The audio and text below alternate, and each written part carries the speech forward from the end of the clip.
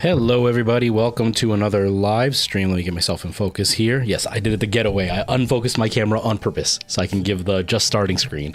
I hope everybody's doing really well. Welcome to another live stream. Let's get rid of this starting soon thing so nobody can see it. It's on both, so I gotta find both. I'm gonna have to make a restream thing or a stream deck thing to turn it off all at once. But I hope you're all doing well. Hope everybody's having a really good day. Hello Merle, how are you? You just got off work? Nice. How was work? Has it been busy lately, or have things been kind of, you know, quiet? I hope you're doing really well. Hope everybody's doing really well. Let me just put the chat over here for now, just so I can actually see what's happening, because it's really annoying to try to talk to everybody while looking that way, because the camera over here, you know. But I hope work is going okay. I hope everything is fine, you know. I really hate that Restream logged me out, because I don't know my Restream password. And it's super frustrating trying to remember it. Sorry, I just needed a drink. Let me try this. I'm gonna sneeze. I'm gonna sneeze.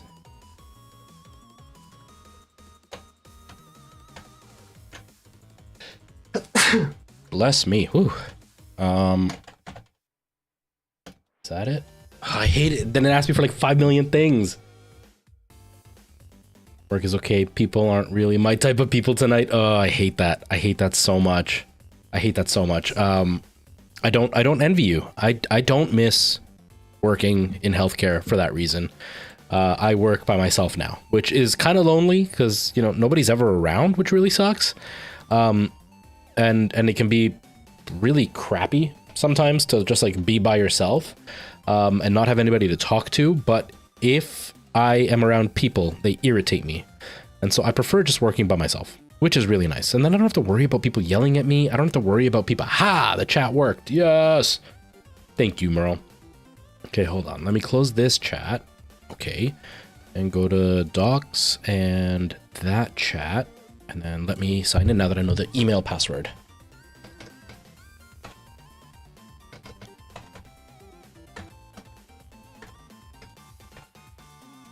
Okay. And then I gotta verify here too. Yeah, my allergies have been really, really bad, which I don't know why. I have allergies all the time, which sucks. There we go. Now I can see this chat. Perfect. So basically what I was doing is I've been using Restream to look at both YouTube and TikTok, YouTube and Twitch's chat. But the problem is that it logged me out, so I couldn't actually see the Restream chat, which stayed still. Hunter, hello, nice to see you. Welcome. I hope you're doing well. So I couldn't have the chat stay. It kept disappearing after 4 or 5 seconds, like I have it on the screen here, because I was using that browser doc to look at it. But if I didn't look at the message right away, it would just disappear, and then I couldn't see it. And then I had to go and like alt tab and look at the actual Restream website to look at it, and it was really annoying. But the app wasn't letting me actually open it up on my OBS to look at the chat permanently. But I figured out my password, so we're good. We got it going. Dakota, I hope you're doing really well. It's going, man. It's going. Just starting the stream now. I'm on the fence, so I want people's input. There's not a lot of you, so your input's going to mean a lot more, because it's not like there's 1,000 people and each vote is very, very minimal. This is going to mean a lot.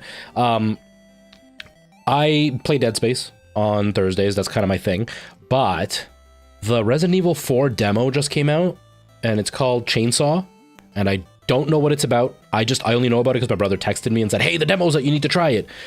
So should I play the demo, or should I just continue with Dead Space and keep going with that? We know what Dead Space is. We know that it's good. I don't know what the demo is. I don't know if it's like a one scenario. I don't know if it's like a mercenaries type thing. I don't know if it's like an online thing. I have no idea. So I have no idea. Nice, Merle. Nice. I used to always sleep in my underwear. And now I can't. Now I sleep in nice comfy PJs. I've got comfy PJs with a big reindeer on the front. It's pretty awesome. I have a whole bunch of different PJs. Most of them are just pants, and then I wear like a regular white t-shirt. But the ones that are actually full pajamas, the one is a little reindeer. It's like a Christmas one. It's red and black. And then I've got one that's just like a casual pajama. It's like blue, and it's not really anything, you know, themed. But one of my patients, his wife gave it to me when he passed away. He got very sick, and then they gave him a very short time to live, and then he passed away. And his wife was, you know, getting rid of all the stuff that she had bought him before they knew he got sick, that he never got around to wearing. He was in a wheelchair, so he didn't go through his shoes very much, but he dragged one foot, and I would go and help him walk up and down the hall. And so, like, she bought him a pair of shoes, and they hadn't been worn because he hadn't been walking around. And then the pajamas she bought for him. And so she's like, you can have these if you want. And she's like, they're a little bit big for him, but you could try them. And they're way too big for me, too. He had a bigger gut than I had, but he was way shorter than I was. And so it fits me like super ultra loose. The length is okay, but like it's huge. It's like a triple XL. And I'm like, now I'm like at the bottom end of large, top end of medium. So it's quite large for me, but those are my pajamas. I'm sexy. I bet you all the ladies would want me if they saw me in my pajamas. You want me to try the demo, Hunter? Okay, yeah, Merle. Personally, I'd say, okay, everybody agrees. Everybody agrees. Anybody who watches this after, y'all missed out. You could have voted, and we could have kept going with Dead Space. So we're just going to do that.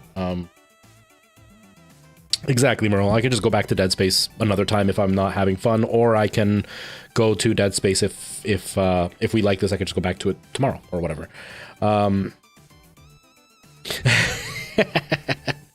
So let's do it. I used to wear full pajamas and a shirt. You have the sleep dress ones? Merle, now you're gonna make me think of you. I'm trying not to. Jeez, I need to make space. All right, there are many other people I want to think of when I'm going to sleep. Guilt trip them. So yes, so that's what we're gonna do. I don't think I could change the title. I don't think there is a title that I can put on. You know, you can select if you don't stream, you don't know, but you can select what game you're playing. Let me just check real quick. You can kind of see there's a bit of a change. I've got my screen over here now. I pulled out my old broken screen because I was using my little portable one, which was like 14 inches, which was fine. The whole idea was that this was just going to be something I'd be doing like once a week if I was bored or whatever. But since there seems to be some pretty big changes in the horizon, I'm probably going to be streaming a lot more. Not now, not for a few months. It's not going to be until summertime. But I'm probably going to be streaming a lot more in the near future. So I was like, I'll dust off the old monitor and plug it in. The video quality is not great. It's a 4K, but it's like a low budget 4K. And one of the cables is ruined. And I was trying to play Minecraft earlier, and it like kept resetting Minecraft because it was recognizing the screen, then not recognizing it, then recognizing it, then not recognizing it. So it like kept screwing up Minecraft, bouncing back and forth between screens until eventually it just crashed. So I unplugged it. I just plugged it in now. I think I know what cable is the problem. And I should be able to replace it. It should be fine. I've like secured it, so hopefully it won't screw up during the stream. That's what I'm hoping anyways. This one says, if you love me, let me sleep. Oh man. I used to be a very, very, very light sleeper. Like insanely light sleeper. I was one of those people that, what's the saying? I don't know if it exists anywhere else, but the saying I've heard is that if a fly farted, it would wake me up. Like it was that bad. But now that again, I'm continuing with how sexy I am. Not only do I wear like 50 sizes too big for my PJs, but I also wear a bonnet. So that looks great on me. And I wear a CPAP machine. So I've got this big like space fighter thing on my face, plus the bonnet, plus the big extra sized pajamas. I am sexy at night. I know that you're getting ready for bed, Merle, and like you don't want to get like all hot and bothered, but like you got to deal with it. But anyways, now that I have the CPAP machine, I sleep like a rock. I fall asleep within 10 minutes of putting that thing on, and then I don't wake up until it's time to get up. The only thing that does wake me up is I have a bad hip, and that tends to wake me up. But I can sleep so much better now, so I don't need that shirt. I can sleep well. I know, right, Merle? I'm so sexy. I'm so sexy.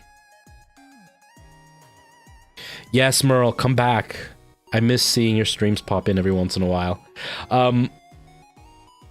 I know, Dakota. I know. You can aspire to be just as sexy as me. I can't promise that not every human on the planet is going to be in love with me, but if there are any left over, aspire to be as sexy as me and you might have some too. Speaking of sexy, as you can tell, I am like having a really severe outbreak right now, and I don't know why. I wash my pillowcases once a week. I wash my face every night and every morning. I put cleansers on and everything, and it's just like, for some reason, and it's just like this spot, because like the rest of my face is fine. Nothing else, no eyebrows. Usually my eyebrows have a bunch. A lot of these are scars, but usually my eyebrows have a bunch and there's nothing. Just this and this. I'm so mad. I'm so mad. Hunter, I appreciate that. I appreciate that. I was talking about this with a friend of mine. I made that video where I was saying I got 1 million views. I went viral, apparently. I had no idea. But, oh yeah, what I was doing. But I actually didn't want to be on TikTok. I wasn't interested in it. The only thing I had ever heard about TikTok, can I select the game? Maybe not. Maybe I can't pick it here. So I didn't want to go on TikTok. I wasn't interested in it. There was nothing against it. It's just everything I had heard about it. It was like a bunch of teenagers dancing. And so I was like, okay, that's clearly not for me. It's not going to work. So there's no point, right? And then I was in a musical, and one of the girls in the show was that scared me. I opened up Restream and it showed that it was still blurry and saying just starting or starting soon. And she was on TikTok, and she was really, really pushing that I should be on a TikTok with her just for the sake of the fun of it, right? Like, she didn't actually want me to start TikTok. It was just she wanted a TikTok and she wanted me in it, mostly because she knew I didn't want to be in it. And then let me just change. Okay, I can't change YouTube, but I can change Twitch. Resident Evil. I'm just gonna put Resident Evil 4, I guess. And so she did a TikTok, and then what she did is she had us all like, it was one of the lip syncing ones, and there was a bunch of different lines that were being said, and she had me say one of the words, and she went to each cast member as we were getting ready to go on stage. Everybody was in their costume except for me, because I didn't come on for the first like 15 minutes. And that was my first time on TikTok. And so it went on and whatever, and that was it. And I made an account to see it. And so I started like kind of watching TikTok, and I was like, this seems really fun. I was like, what I don't see is any stream content. So I don't see any stream content. And I was like, this might be a cool place, because, you know, TikTokers are in their mid to late teens, and there's some older TikTokers. I'm like, I can make some content about my stream. Maybe I'll bring some people over. And so then I made a couple of trends, and then I went into like stream tips and stuff. And at the time there was like me, the only one I had seen was Noctwolf and myself. And then I saw Cat Liente doing it. And then there was like a few that are now really, really big content creators that I saw doing it. And then I went more into the comedy territory, and I kind of moved away from the stream thing, because it was overloaded, too many people doing it.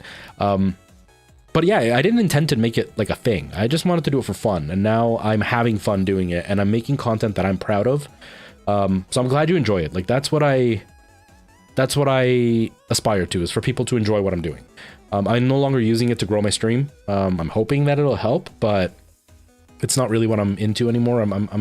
I'm trying to just make content that people enjoy. You need to watch those stream tips. They're not great. A lot of my stream tips are very basic, you know, just basic stuff about lighting or the microphone, stuff like that. Like the really generic stuff that everybody talks about, because when I was doing it, nobody was doing it. So, you know, I would talk about like set a schedule, stick to the schedule, but don't be afraid to walk away from the schedule if it doesn't work, or if you just can't, not to fixate on numbers, not to do follow for follow, like really, really basic stuff. I even did for a while there, I was doing stream reviews. I was one of the first few that was doing it. I wasn't the first. There was a few that were doing it before me, like, I remember his real name. I don't remember his stream name right now. I can't remember his stream name. I remember his real name, but I don't want to say his real name. But he was doing it first, and then I started doing the same thing. And people would come and they'd watch the stream, and they'd ask me to review the stream. I'd watch a few of their videos, and I would kind of give them advice. But then people started using it to grow. They weren't using it to actually help people. And so I got accused of it a couple of times, and I was like, no, I don't want you to follow me. I'm just giving you the advice because I've been doing this for 4 years, and there's a lot of new people that have zero clue what they're doing, and they're getting all the wrong advice. So let me show you what works. And then there were a few people that were really offended by what I had to say, and it was never mean. It was just stuff like, I made a video once where this kid asked me to review his channel. I reviewed it. And one of the pieces of advice that I had is that he needs to spend more time on his About Me section on Twitch, because he had a bunch of spelling mistakes and run-on sentences, and it was hard to figure out what he was trying to say. I didn't say it as in like, you're too stupid to write anything, or like it makes you look stupid. It was just, it's very unclear, and it just comes off as lazy.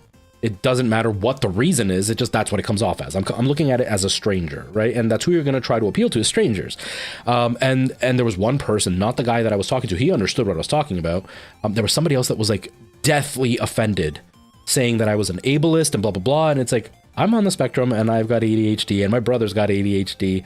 My daughter's got a severe learning disability. Like that wasn't where I was going with it. Where I was going with it was, this is the image you're portraying and that's not the image you want to give. That's it. And so like, if you can't spell, that's fine.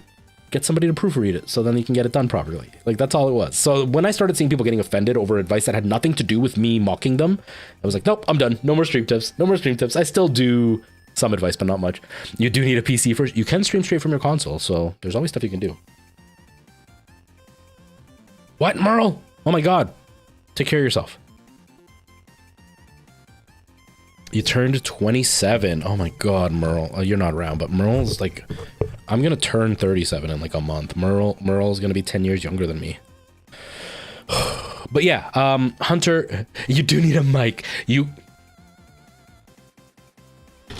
I've got answers for everything. This is one of those HyperX clouds. It's on this side. Yeah, it's on this side. And this is the microphone to it. You can use this. You don't need a fancy microphone. You don't need a fancy setup. I wish I had pictures of it. I wish I would have taken pictures of it when I first started. I don't have any pictures at all. I might have like one Facebook post. And then I'll start Resident Evil. I want to start it like real soon. But when I first started, I can describe to you what my jank setup was. I don't have a lot of pictures of my old setup, not because I was ashamed, but because I didn't think about taking pictures of how I was starting. You know, this was something I was doing for fun. I wanted to be a YouTuber. I didn't want to be a streamer. And so like my stream setup was more of just a way to cut corner. It was literally, I used to review video games, old classic NES games. And what I would do is I would play them for 4 or 5 hours and then I'd make a video on it. And it would be part sketch comedy, part just honest review. And the whole joke was, or the whole idea behind my channel was, I was playing these games for the very first time and reviewing them.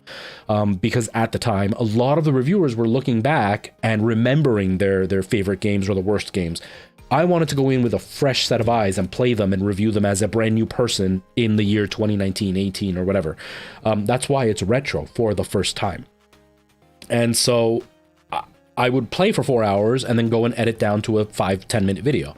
And then I was like, you know what? I could go live and play the game, gather my thoughts, and then make a video based on the footage that I get and just like screen cap just the piece that I want to use. And then I kind of like fell into streaming and I started growing a lot faster as a streamer than I did as a YouTuber. And I kind of just sucked myself into that. And then I stopped doing the reviews. I still did them for a little while, really sporadically. I kind of backed off from them. If everything goes the way it's supposed to go, hoping in the summertime I can actually start doing them way, way more concentrated because I'll have a lot of time on my hands, but we'll see.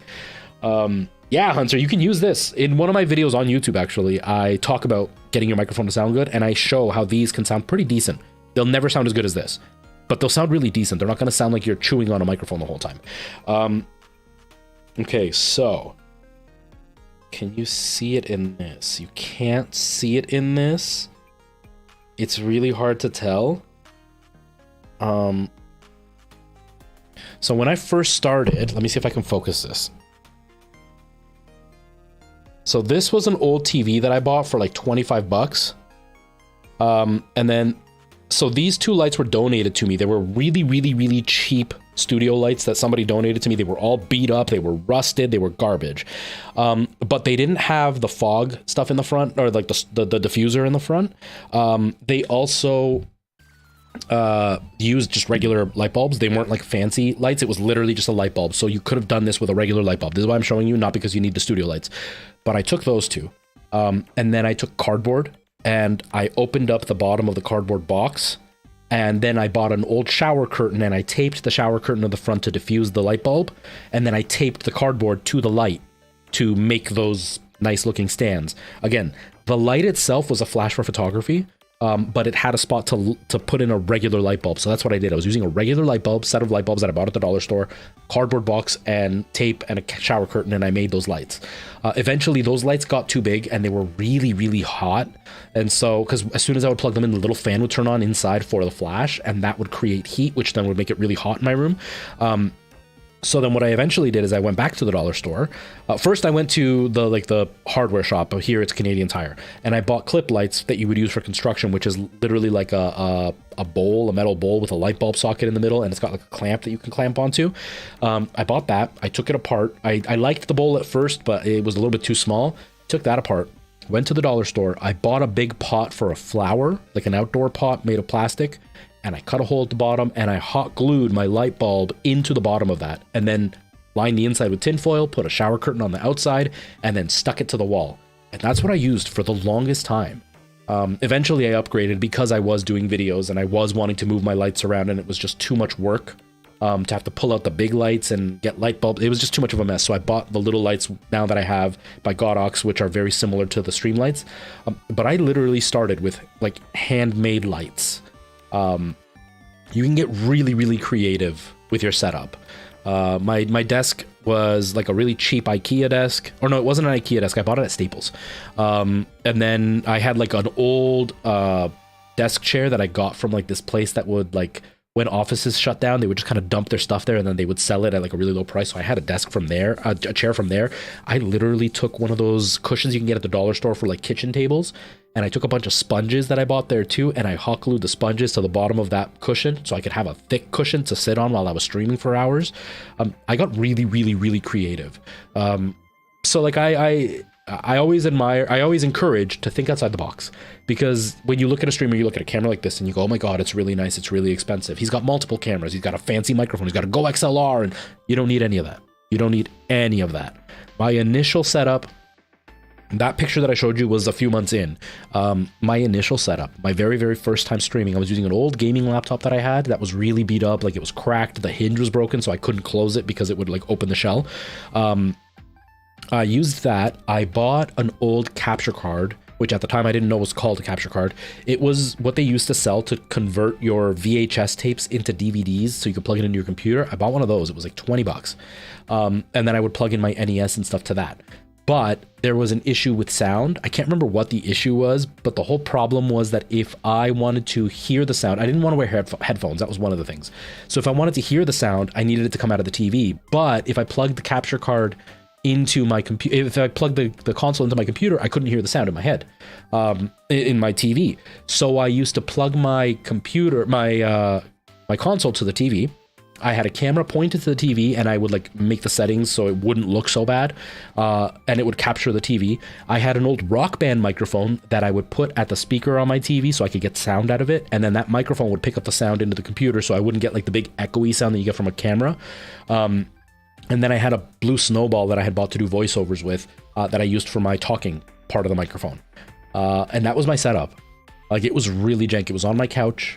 The green screen that I had was also just gifted to me. It was a big, giant piece of green cloth. It was something like 15 feet long. Like, it was really, really big. So I just hung that behind me so I would kind of blend into the background because I didn't have a nice background. It was super, super ghetto. I'm very, very much into do what works. Don't do what everybody else is doing, because the point of going live is just to be live.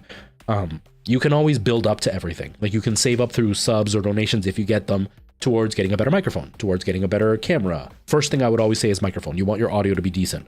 Then lighting, and then eventually get a decent camera, because you can get a really cheap webcam, and as long as it's lit properly, it'll look amazing. You could also get a very expensive camera, and if you have no lighting, it's going to look like trash. And so it's like there's a process you can go through, but it could take a long time. The problem that people fall into is they look at my channel and they go, I want to get all the stuff he has. I can't stream unless I have what he has. But I've been doing this for 7 years. I was also, when I started, I was a bachelor who had a full-time job, who earned pretty decent money and had pretty cheap rent. So I had some money to burn, so I would buy stuff. But you might be a teenager at home. You might be a married person with a family, and you may not be able to cough up all the money. So just use what you've got and work with it.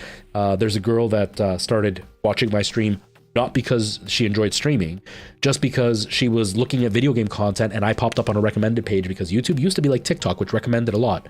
And she popped into the channel, watched it, really liked it, became part of the community and the family, and you know, we always joked around and stuff. And then right as I stopped doing stuff on YouTube, she started streaming.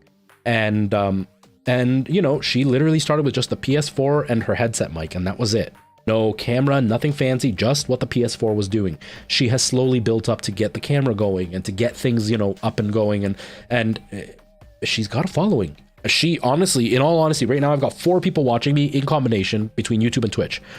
She averages about 13 people, and she doesn't have any of this fancy stuff that I've got.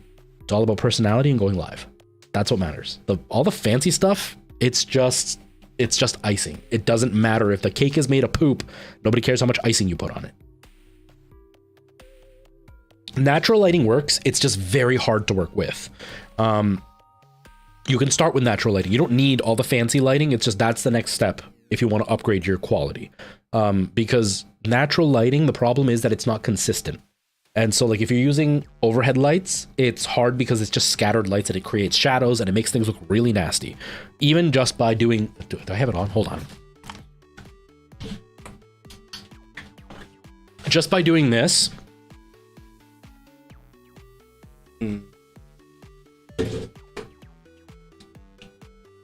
There.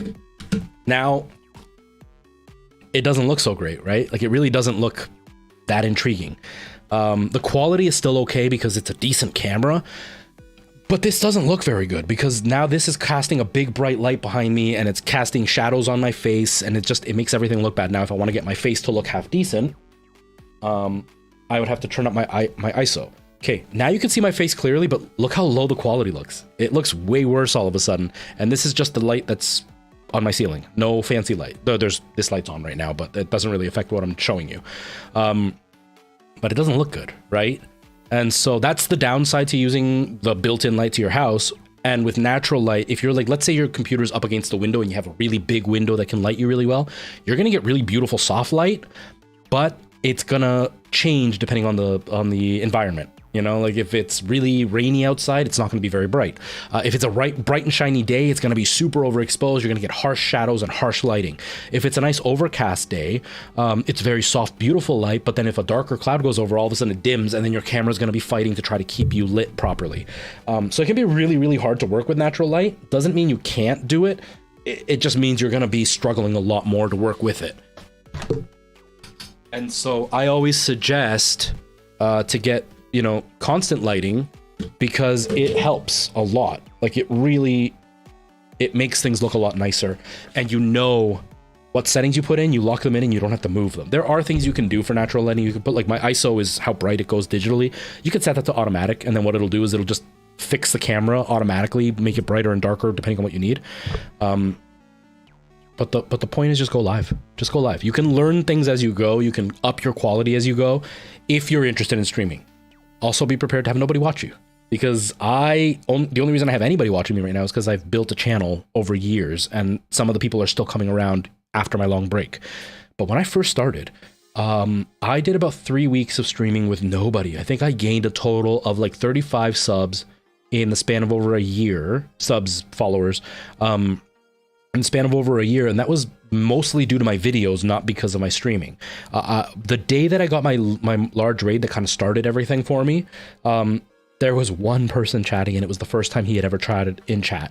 And I was so excited that somebody was talking to me, and they were super cool. Their screen name was Penguin. I don't remember their full screen name. I just remember it was Penguin.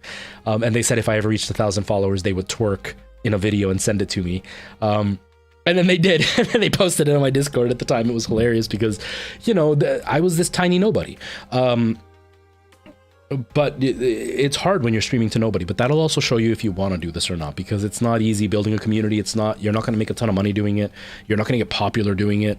It's a lot of work, and the work pays off, but it's the work that most people end up regretting, and then they don't want to do this. So don't beat yourself up if you can't grow, but see it as like the proof of whether or not you want to do this. You know what I mean?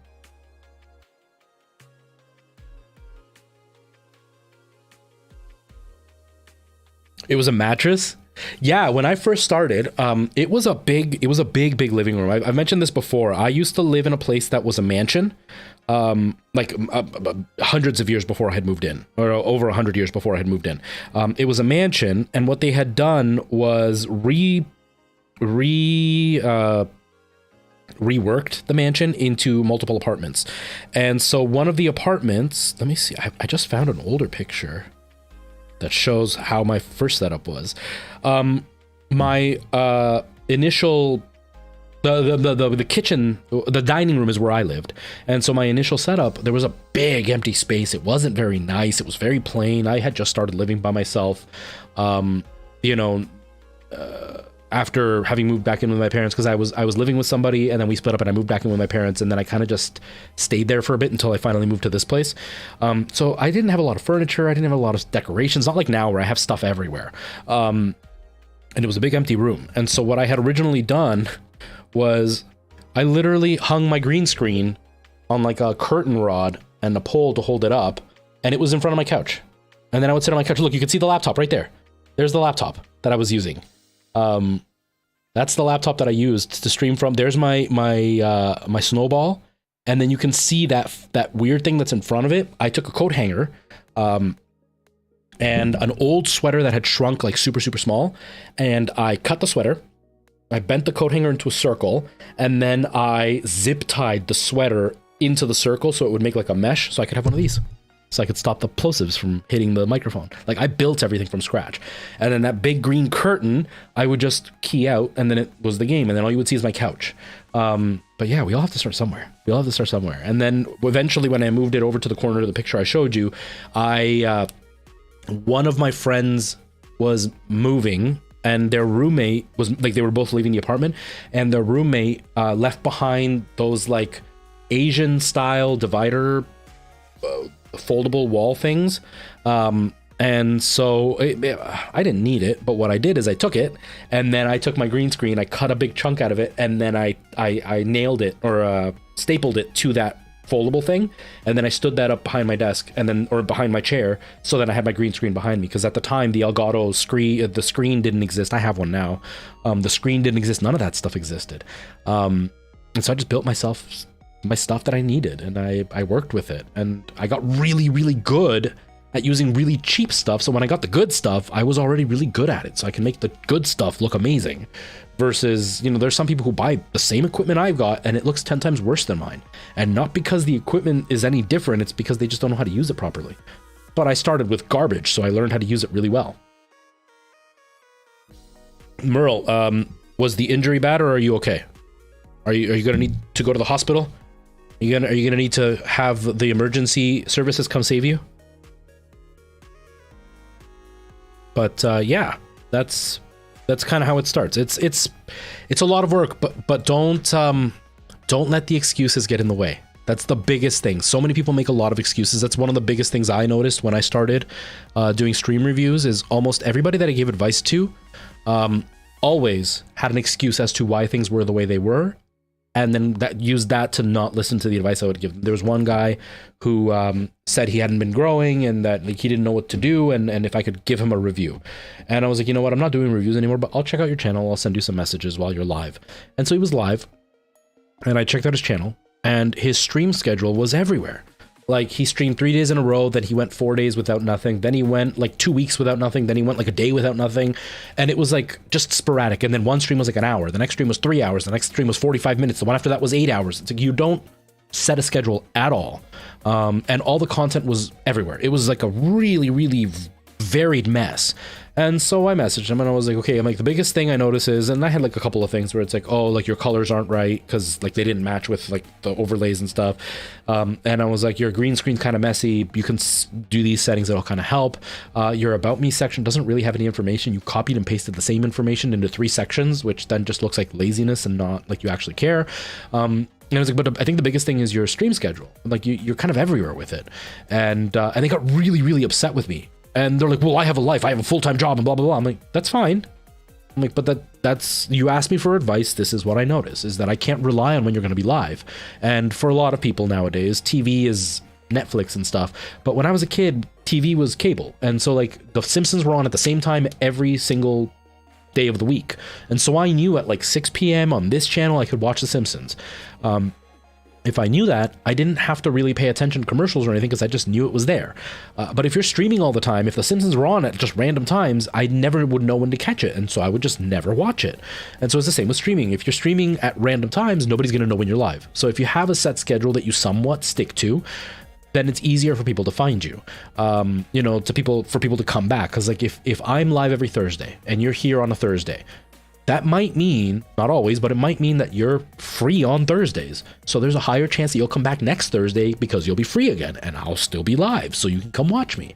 But he made excuses. Well, I've got a job. Well, I've got a commute. Well, I can't dedicate time to it. Well, then I don't know what to tell you, because this is what I'm telling you is an issue. And you don't have to do it. I'm not telling you this is what you have to do or else you're going to fail forever. It's just, if you want it easier, that's what you're going to do. It's almost like saying, you know, I want to be a streamer, but I have no microphone or camera. Okay, well, it's probably better that you have a microphone and camera. Can you make it without one? Well, yeah, I had a friend that got pretty popular with no microphone or camera, but it helps. It was a lot more work for her to do it. She took like 2 years to do what I did in 6 months. Doesn't mean you can't do it. It's just that's the easier path. So my biggest piece of advice is don't allow your own excuses to scare you into not trying. Because if you make the excuse, then you're just never going to get past it. It's kind of the same for me. You know, there are days where I'm exhausted. I'm tired right now. I don't want to stream right now. Not that I don't want to. It's just I would rather be in bed or laying down and playing a video game. But I'm here because I want to have fun doing this. I want to do it with all of you, and I want to enjoy talking to you guys. So those excuses can stop you from potentially something that's great. You know what I mean? And that's okay, Hunter. There's always ways to work around it. There's usually some kind of window where you're almost always going to have a little bit of free time, whether that means like, let's say you work at like Walmart and they can schedule you whenever, but if it's not a 24-hour Walmart, it closes at 10 o'clock. So, you know, you could stream at 10:30 for even 2 hours, right? It just means that you'd have to have the sacrifice of waking up early the next day and kind of go without a bit of sleep to have that consistency. Or, you know, that, you know, usually 1 week you've got this schedule, the next week you've got this schedule, so you can kind of work around that and be like, okay, well, this week this is what I'm streaming, that week this is what I'm streaming, or at least set the schedule up a week in advance, right? So you can kind of give people a head notice. There's always ways to kind of work a schedule, even if it's not a consistent schedule that's the same every single week, year in, year out. But it's more the people that are like, I feel like streaming, I'm gonna go live. Those people, nobody knows when they're going to go live. So they have to have a community that really likes them, and they have to be very, very entertaining. And not everybody is at that level of entertainment when they first start. It takes time to get to that point. You know what I mean? But don't ever think that any of this is written in stone, right? Like if I say set a schedule, if it doesn't work, it doesn't work. There are other things you can do to kind of help, right? There's always stuff. I thought I took it out, everything at work, but I didn't apparently. Ugh, hopefully it's not infected, Merle. I hope it's not infected. I'm in so much pain. All this freaking... Oh, I hate my skin. I hate my skin. I do everything I can to take care of it. It just doesn't work. Okay. Let me... But yeah, don't beat yourself up if you can't do what other people can do. You know, it's the same for me. I'm streaming for like most of the time a couple of hours at most. And that's not very good for streaming. You don't want to go overboard. You don't want to stream for like 8 hours, 10 hours every single stream because you're going to burn out, and it's hard to continue being entertaining for 8 hours straight all the time. And so a good number is probably like 4 to 5 hours for the stream. You know, almost like a regular job, but I can't do that. I don't have a schedule for that. The Thursdays are a little bit easier for me because like tomorrow I stream in the morning-ish, but I don't work until nighttime. So I'm free all day tomorrow, so I can be a lazy ass until work. But I can't tomorrow. I can't stream long because I have to pick up my daughter from school. So when I start streaming, I know that at 2:30 I have to stop because I got to grab her no matter what happens. Sometimes that means that I only streamed for 35 minutes, 45 minutes. Nobody's going to come because usually people don't show up to the stream until at least a half an hour in, and it like dips up and down every hour roughly. And so it's like, I know that I'm not very conducive for growth right now, but one day I will be. I'm working with what I've got. And that's kind of what you have to do, is just work with what you've got. There are these rules that help, but if you can't follow all of them, follow the ones you can. And then work it until you can figure something out, right? Joey, hello. How's it going? Yes, Joey. The awkward silence. Let me switch screens here. The awkward silence really sucks. It's always weird to try to talk when there's nobody around. It's always weird to find things to talk about, even if there are people watching. It happens to me. You know, I've got a fairly large following on TikTok, but I don't have a very large presence in streaming anymore. And Wow, that was loud in my ears. Was that loud for you? Was it as loud for you as it was for me? And a big part of it is the fact that I was streaming very consistently. I was like all my streams were a minimum of 3 hours before, and I was streaming 4 days a week. Like I was doing really, really well, and the channel was growing. But I got to a point where it was like the tilting point where if I wanted the channel to keep growing, I needed to work less to dedicate more time to content. But the channel didn't pay me enough to be able to quit my job. So I needed to keep working to pay my bills. But because I was working, I didn't have the time to up my channel. So it was kind of the double-edged sword, and eventually I just kind of walked away from streaming. At that time, I was starting to burn out. It was starting to get evident on stream.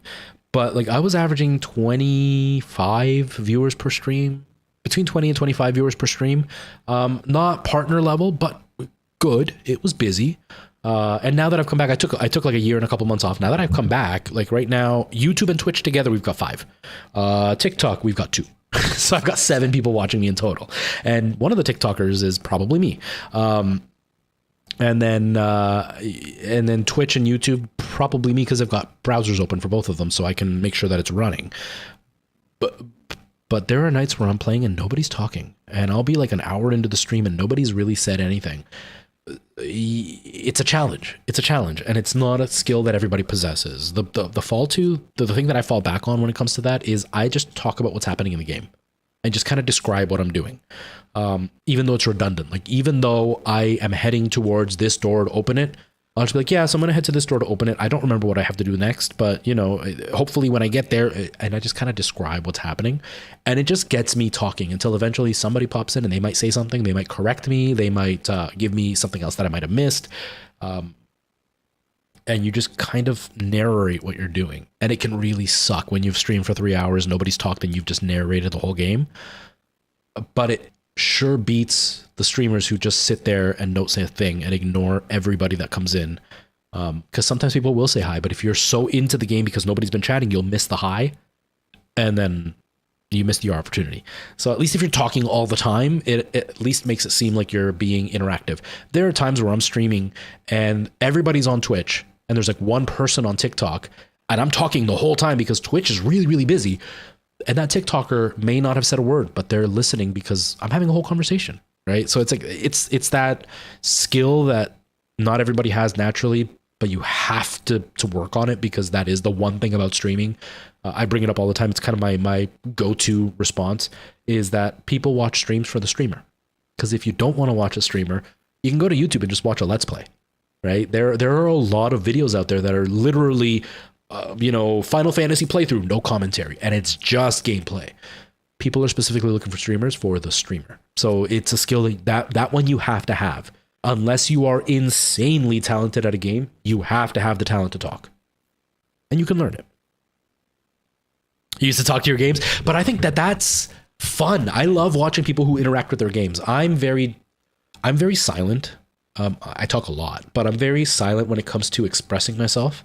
So when I play video games, I don't respond. I don't react. I'm very, very quiet. I'm just playing. The only time is like I'll get really upset if like I lose a whole bunch, but it's not even like throwing things or anything. It's just like, oh my God. And that's pretty much as far as I go. So I'm not very fun to watch because I don't interact with my games or anything. I've always kind of been that way. And so I have to talk even more. But yeah, I think people who, I do get scared. Shut up, Merle. Trying to be manly in front of you. I'm trying to impress you, okay? But yeah, those people who interact and chat with their games and talk to their games, like, no, don't go there. What are you doing? Why are you going there? Those are funny. Those are hilarious. And that's a skill in itself. But yeah. You're turning 21.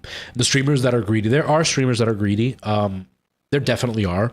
It's like with everything, when there's money involved, you're always going to get the ones that don't care about the content, they care about the money. But I find that overall, the vast majority of streamers are very giving and they're very supportive, whether they support you or not, because, when you've got a big following, it's really hard to support everybody. I personally don't enjoy streams very much. It's just not something that I find super entertaining to watch. It's just not my thing. Like, I'll put somebody on that I really like and I'll just kind of leave them on to listen to them in the background. and I'm always lurking, but I'm not one of those people that like sits and interacts with the stream all the time. But there are some people that love them. So I won't go to people's streams only because I'm very, very particular on what I like to watch, and I like to watch the same thing over and over again. So it's very hard for me to watch a stream and not feel like I have to interact.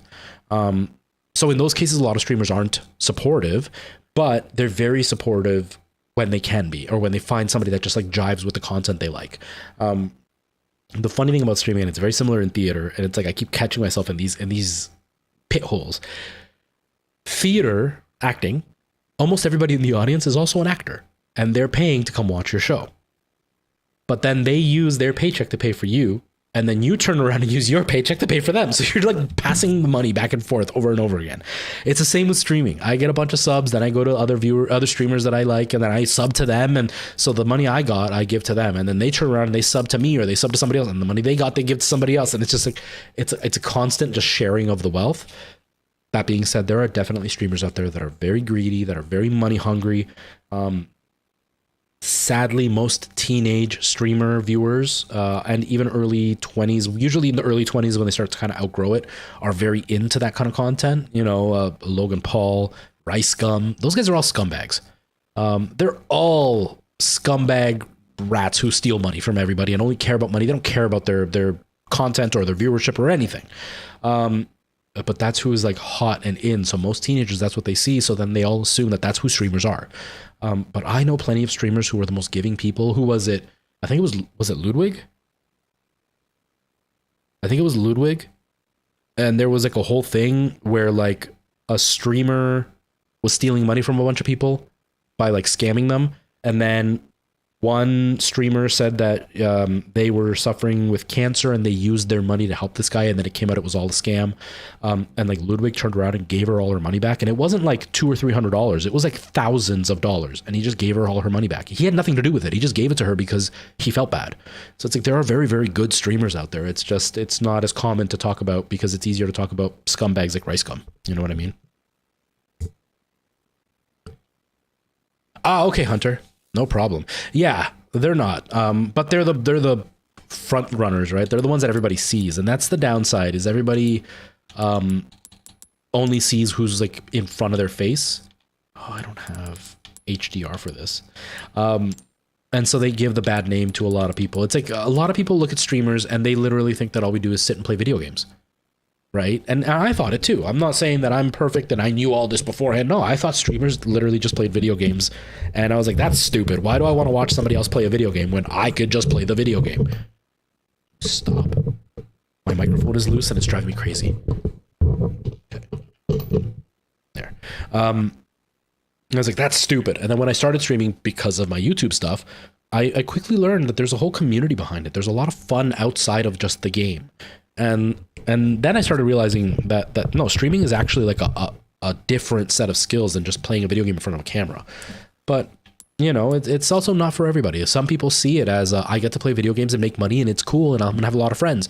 They don't see the hours that people spend. Like you saw the transition if you're on Twitch. This transition right here. I worked on that stupid thing for about 8 hours for 3 seconds on screen. That I only ever do 2 or 3 times, and then you don't see it the rest of the stream. 8 hours of work. But when I press it, I'm confident my stream looks better. And so it's like, that's the stuff people don't see, is that's the work that went into it. My lighting, again, I can sit here for hours tweaking my lighting. Originally, I was doing a 2-point setup. I had one light over here, and then I had a light behind me, and that was it. And I like it because it's moody, it's dark, but I don't have the best face structure, and so the shadows were very unflattering for me. And so I was like, okay, I like the more even light because it looks nicer. And then the neon in the back is just a bit more contrast. And so then I moved my lights around and now I've got a 3-point setup, but it took me forever to set that up. And then like this camera, I've moved them around like 3 or 4 times in the last 2 weeks. And so it's like, I'm always putting work into it, even if it's something nobody notices. That's the stuff people don't realize streamers do. So it's like, yeah, I might make some money doing this, but there's a lot of work that goes into it. And so it's like the money doesn't always work out when I've spent 8 hours doing a transition, you know, and that part sucks. If Epic Games play you, they do. They do sometimes. Hello, Seven. How you doing? Welcome. Yeah, Dakota. And apparently there's a few people that even think that the gambling addiction wasn't real. It's just an excuse that they use to get more money from people. All right, let's do this. I've been talking a lot. Okay. I don't know what this is. Oh, it's already perfect. I guess I consent. No. What option do I have? It's either you consent and you get to play, or you don't consent and you just don't get to play.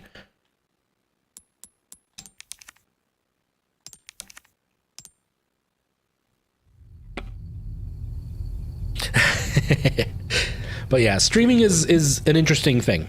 I've personally found it. Can you? No. Okay.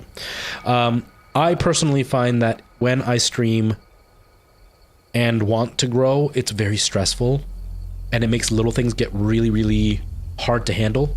You know, judgments from other people, people calling you out for low numbers after you put in a big stream, or not making any money when you're streaming. Sometimes it really sucks when you've like put in all this effort into like point redemptions and like incentives for subbing and stuff, and then you go a month and it's like, I've gotten 10 subs the whole month, and then in the end I end up with like $20.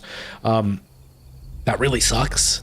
It can be really, really hard when you're trying to make it happen, because it's not that like I deserve to get paid for this. It's I have to justify why I've put so much work in, because if I can turn around and be like, look at all the subs I got, look at all the money I got, the followers I got, all this work, this is what the result was. So the work was worth it.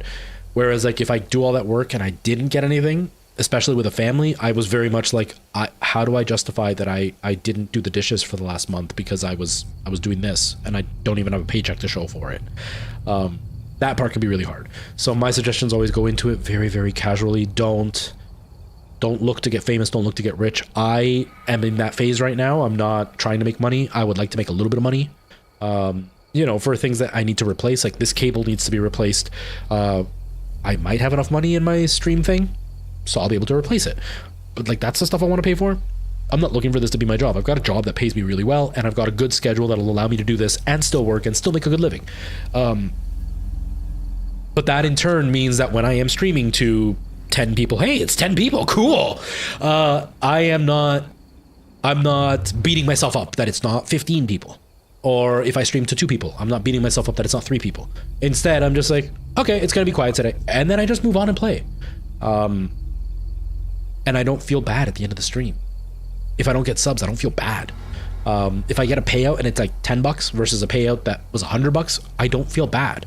I feel kind of like, oh man, I wanted to buy that game this month. Oh well. But the pressure is gone, which is really, really nice to say. And I think that's the big downfall for a lot of streamers, is they put too much pressure on themselves to be successful when we're not all made to be successful at this. Not everybody has the skill or the talent to do this. It's just like any other performance. You know, there are people who want to sing and they can't sing. There are people who want to act and they can't act. And it just is what it is. So you do it for fun, right?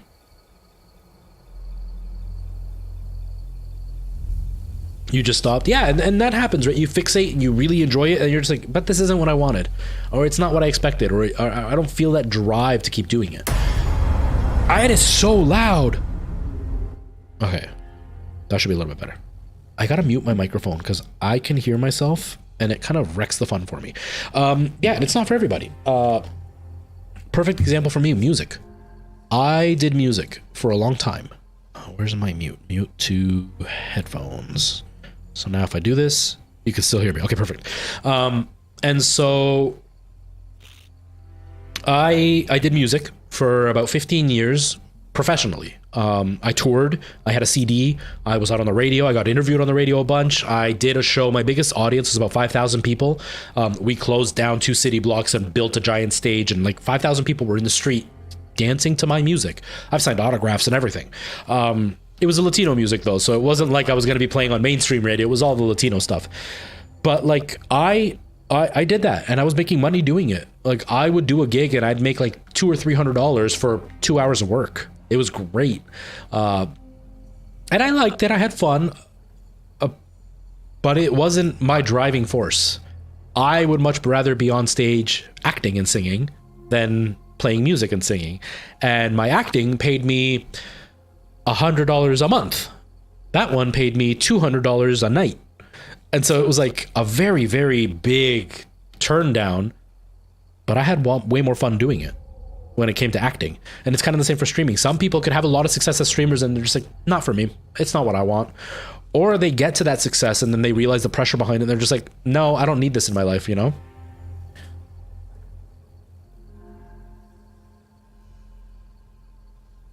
Yeah, Emerald, did you completely stop gaming when you were not streaming? Like when you stopped streaming?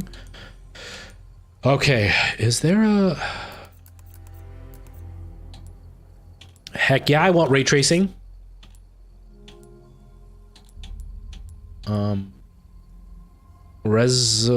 Actually, no, I only have 1080p, so it doesn't matter. Okay, I guess that's it. Wow, Merle, I did the same thing back years ago. Did you find it hard to kind of get back into gaming? I had a very hard time getting back into it. I couldn't sit for more than 15 minutes without getting bored.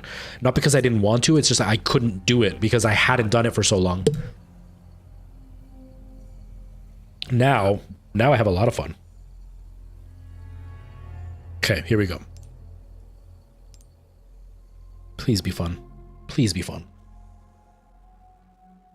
September 30th, 1998. It's a day I'll never forget. So excited for this game! The cop inside me died that day. And that night, Raccoon City was wiped out, thanks to the bioweapons created by Umbrella. Somehow I made it out, but too many others weren't so lucky.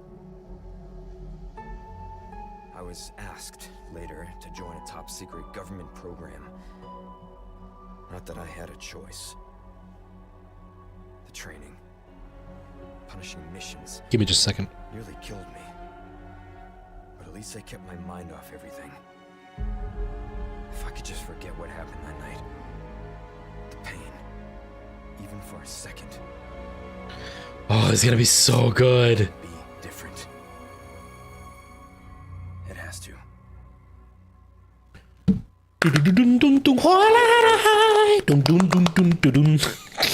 That was my impression of the opening song from the original game. A timer to poop my pants. I'm sitting on a mesh jacket. I mean, on a mesh chair. It'll just go through the poop. It'll just go through the poop. Is it actually on a timer? Because I spent like 10 minutes talking. I may have lost my timer. I hope it's on a timer. Okay. It's been 6 years since Leon S. Kennedy survived the Raccoon City incident. An unprecedented biological catastrophe caused by the Umbrella Corporation.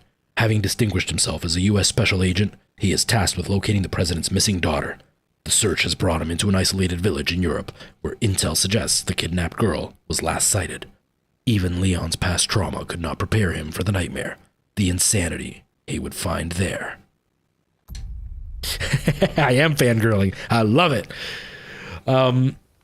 Yeah, and that's the same for me. Gaming was something that I did for fun, and that's the thing with streaming is that gaming no longer becomes for fun.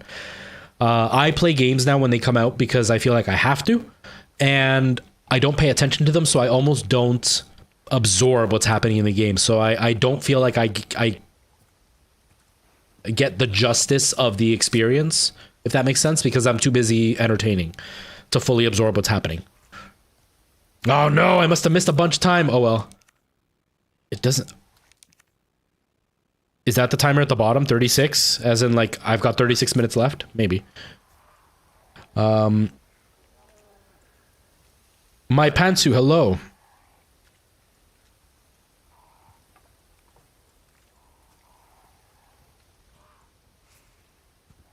Yeah, and that's exactly it. When you stream, you don't pay as much attention, so you don't get as immersed, so it's a lot... Oh god, that scared me.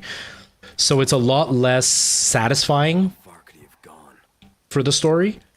So yeah, maybe a better choice not to stream. If you really like being immersed, it's not worth it. The games I really want to be immersed in, I don't stream.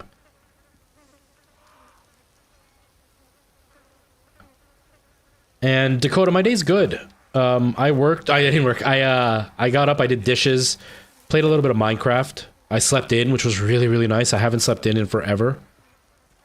And so I feel rested for the first time. I'm tired, but I feel rested. Exactly, Pantsu. It's not the same. When you're streaming, gaming is not the same. It's not as fun. There's a certain level that you have to maintain of entertainment or attention you have to pay to the people around you. Or if you're like in a competitive game, there's a certain level of performance you have to have as a gamer to make sure your stream is entertaining. And that kills a lot of the immersion in the game.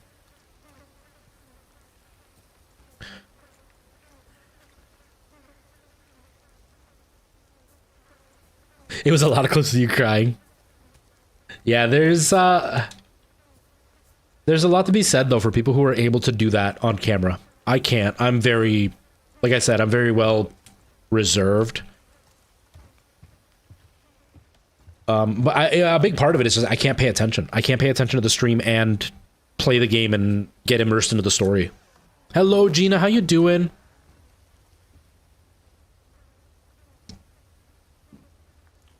There's been a few games that have gotten me, but not to the point of crying. Just like the point of like, oh my god, why did that happen? Anyone home? ¿Qué demonios estás haciendo aquí? Lárgate, cabrón. I'm good. Just checking out Resident Evil 4's demo. But I talked a lot. My brother says it might be on a timer, so I may have missed a giant piece.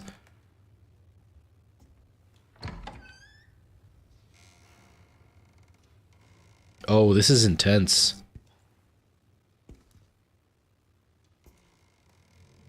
Oh!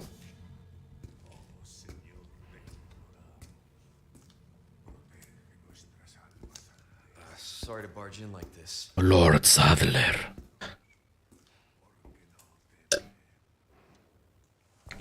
Oh, this is creepy.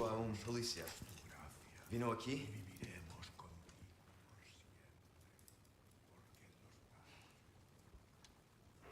Oh my god.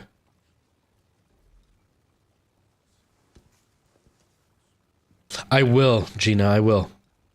He was just in the chat. I don't know if he's still watching. He's on YouTube, though. He may not be watching! Oh, snap! He may not be watching because maybe he doesn't want to get wrecked. Hey, Preston, how are you, man? Yes, I'm so excited. I didn't even know about this. My brother told me. Ooh.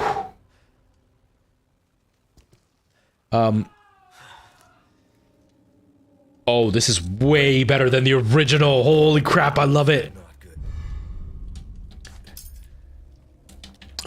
Yeah, my brother told me about it. He messaged me. He's like, hey, the Resident Evil 4 demo's out today. I was like, what? And so I was like, I might do that for the stream. So I was like thinking about Dead Space, and then I asked people in the chat. They're like, no, just play the game. I was like, okay, let's do it. Man, that stinks. This is gonna have VR. I want to see this in VR. Okay. How do I... What door is it?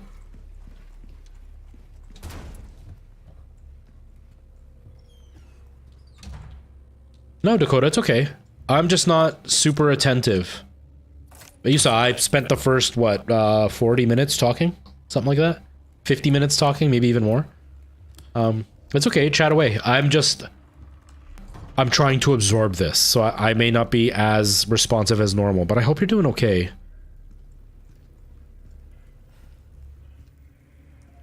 Hopefully it's nothing, like, overly serious. Whoa! Gross! But I'm sure it's not easy to handle. Tomorrow's a new day. So, chat away and help shut your brain off. Watch me get freaked out. Oh, this game is beautiful. I can't wait.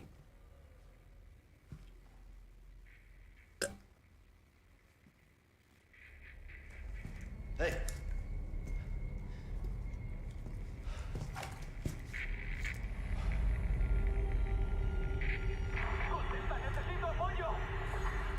I read you. What's your situation? What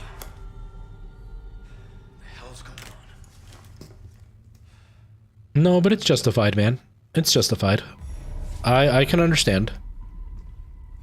There have been lots of studies that have talked about how a breakup is like a death. What was that? It's the death of what your life was before the breakup. And, like, you know, in the relationship, it's the death of the relationship. It's the death of the connection you and the oh, God!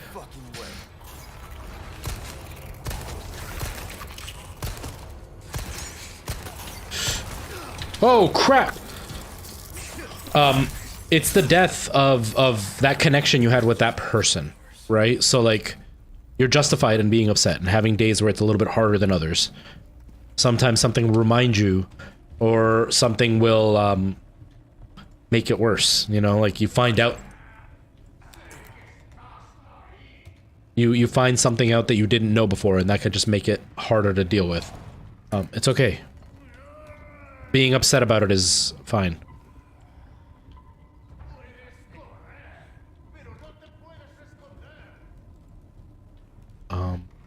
Can I get out of here? Can I escape? But yeah, Preston, I'm really excited. I'm really, really excited. Like, it's not gonna come out in VR right away, apparently. It's gonna take a little bit before the VR update. But you better believe I'm gonna be playing this in VR when I get my hands on that headset and on the game. This is already beautiful. I can't even imagine it in VR.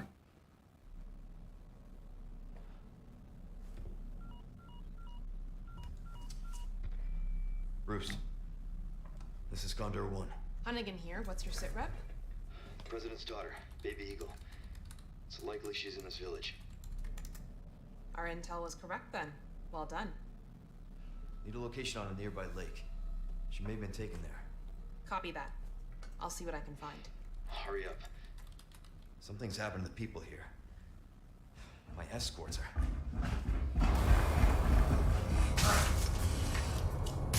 Gotta go.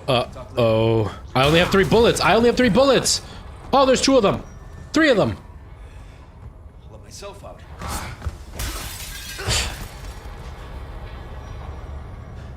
Oh my god, Preston. Yeah, absolutely.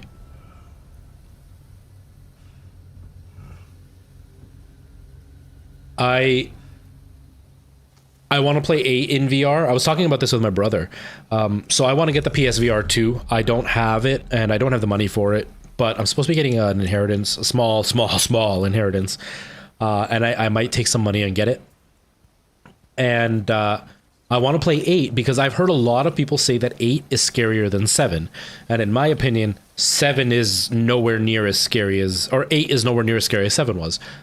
But when I actually think about it, and this is what I was talking to my brother about, when I played 7, I played it in VR. I didn't play it flat screen. And I tried in flat screen and I hated it. I thought it was really boring.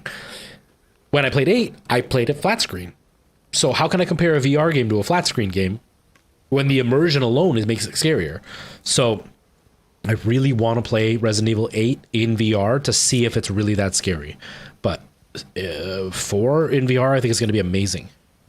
I'm your quivering tortilla. You can go to bed, Merle. Just don't dream about me too much, because I cannot tuck you in, but you can sleep in. Oh man. All right, Honda, no problem. You go do your thing. Depending on how you want a VR stream, there's different ways to do it, and depending on what you're using. I know the PSVR was really convoluted mess to get the chat and everything working the way I wanted. The Quest, if you do PC VR, you can like screen cap the window that pops up for that. But there is a way to like stream it, and your PC shows what's being streamed, and you can stream that way. But then there's like issues with sound and stuff. It can be complicated. But there are ways to work around it. It's just not always the most ideal way to stream.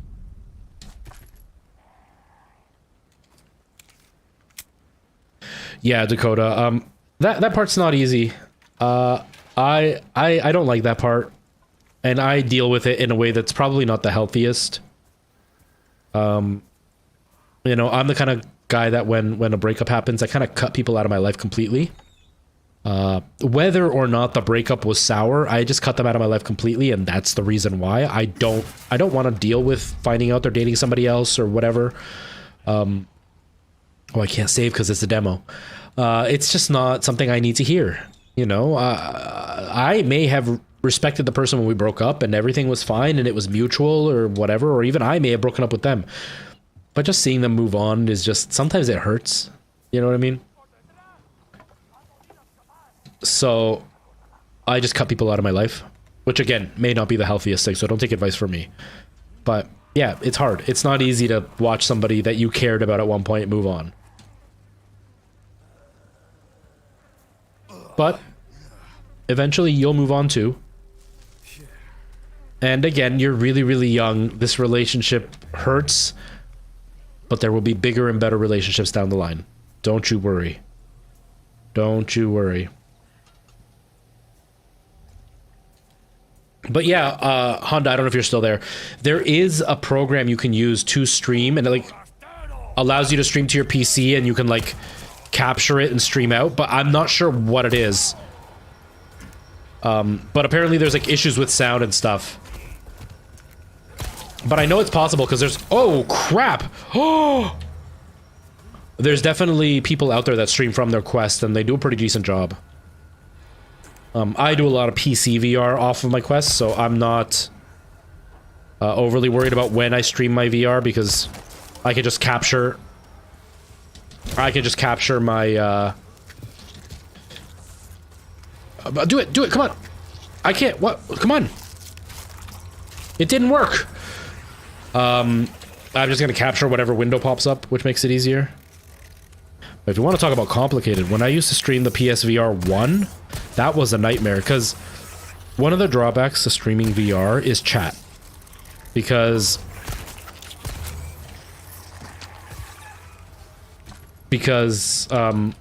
you're wearing a headset, so you can't see a chat window, so you can respond to people. And so I think that's what's messing me up, is the chat, the slash is a square button, like just a square symbol, so I'm messing up R1 and R2. Anyways, so you can't see the chat window, and then what ends up happening is you have to figure out a way to see the chat. And sometimes... Oh, I need other stuff. And so one of the ways you can do it is by having text-to-speech, which can work if you have a smaller community, because most of the people are going to be respectful. But you're always going to get the troll that's going to come in and like say a slur or something hateful a million times and can get you banned. So I don't really like text-to-speech. So what I did with the PSVR, the first one, was I would actually stream from my PlayStation out to a hidden channel that nobody knew. It would be a private stream, and I would make it a private stream so nobody could see it. Like it would be like you can only see the stream if you have the link. And then what I used to do is I used to take that link for the chat specifically, and I would put it in my description of my regular stream. And because I was using a capture card, I would capture my stream, my PlayStation Play, and stream that out. So you would see my gameplay normally, but the chat, they would have to click on that link to open up a new window, and then they could chat there. And because that stream was coming out from my PlayStation, they would chat and I would see it in my headset. So I didn't need text-to-speech. I could see the chat and I could chat with them and interact. The downside is most of the people watching me were on a tablet or on a phone, so they couldn't open up a secondary YouTube channel and watch the first channel and have the secondary going to get everything, because the other one was literally just gameplay, no sound, no voice, nothing. So they would have to watch my regular channel to get my face and to get my audio and all the sound effects and everything. So I used to have that secondary chat for them to chat with me so I could see the chat without having text-to-speech, because I tried text-to-speech, but there would be people saying hateful things, or they would say a bunch of stuff, and then I would, like, it would be like 5 or 6 people would message at once, and then the text-to-speech would just go and go and go and go, and then I'd lose track of what was being said. But that was really, really convoluted, and it usually turned into like 15 people watching me, 2 people chatting. Oh, man. Okay.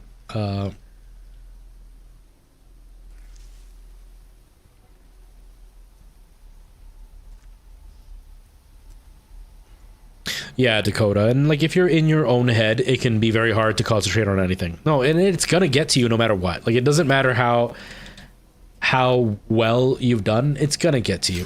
Oh, and it sucks. But allow yourself to feel that. Allow yourself to feel upset, and you know, accept that that's what's happening, and that's okay. And just don't beat yourself up for feeling that way.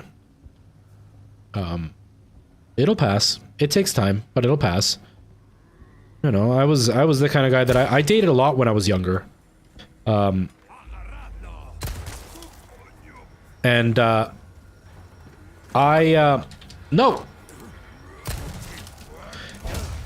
And I almost always was able to get over the girl pretty easily. Now, as I've gotten older, it's a bit different because, you know, relationships last a lot longer. You actually build a life with the person. It's not just somebody you're dating. And so as I got older, it was harder to handle a breakup. But when I was around your age, it hurt for a few weeks, sometimes maybe a couple of months. And then eventually you kind of get back up and dust yourself off, and then you find somebody. And not that you're like with them, but like you find somebody that piques your interest and you're just like, huh, it doesn't hurt so much anymore. It still sucks when I see them with their new boyfriend or whatever, but I've got my own conquests to go after. And then you start feeling better. It just, you gotta allow yourself the time to feel kind of bummed out about it. And remember that there's nothing wrong with feeling bummed out about it.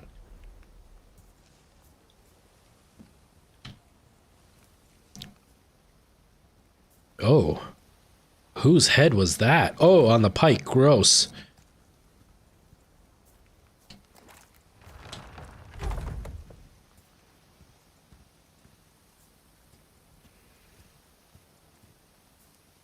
Oh, this is the beginning scene from the first game.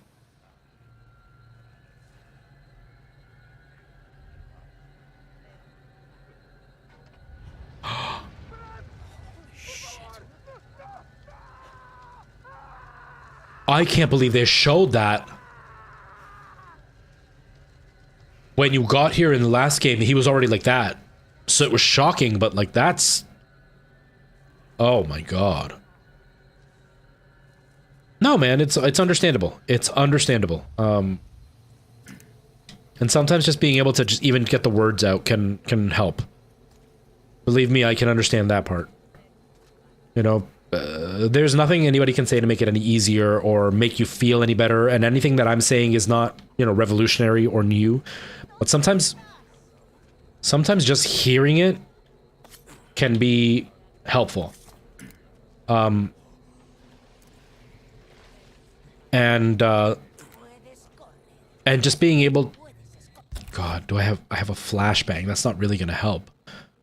And just being able to just word what you're feeling can just kind of relieve some of that pressure. You know what I mean? So it's okay. Obviously, trauma dumping on streams isn't exactly the most appealing etiquette to most streamers. But it's cool, man.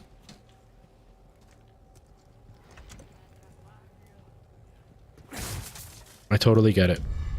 Ha! There we go. Yes.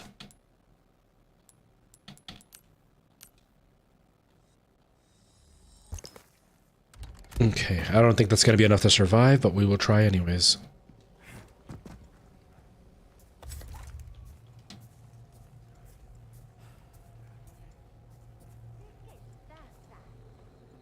I'm just trying to get resources because I don't want to fight these guys. Okay, we got some health.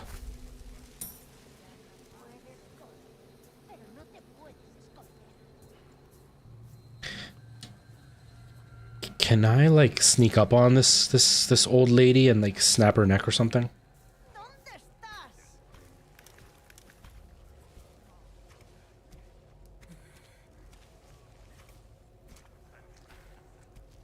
Right trigger.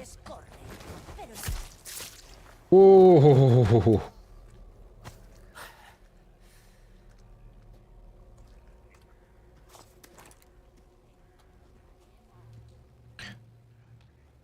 No, I understand, Dakota. I'm the same way. And sometimes, like, fixating on the bad feelings and all that also doesn't help. Like, you need to kind of move forward, but you need to let it out once in a while. Just holding it in just because you're afraid to kind of inconvenience people around you is not healthy. But yeah, try to distract yourself. Try to kind of enjoy what's happening in the positive parts, you know?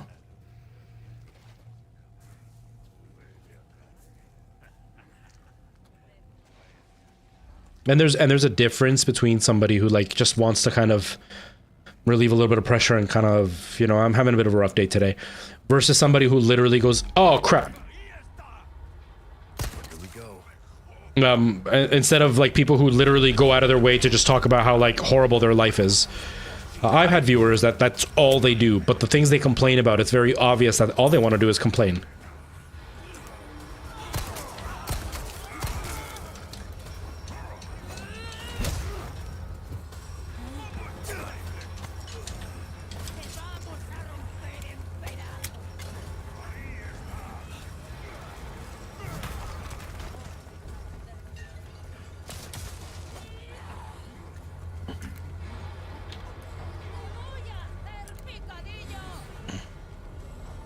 Ha! She said the line from the first game.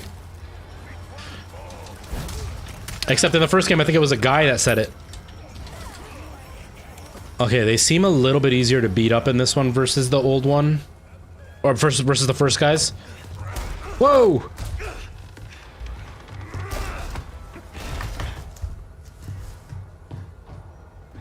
Uh-oh, did I just triggered what's about to happen. I just triggered it. There it is. There it is. No, no, no, no, no, no. You didn't. You didn't.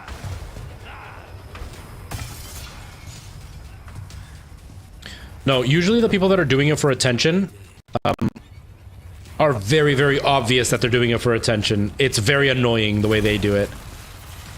Let's see you climb this. Oh, shotgun, shotgun. 5 shots.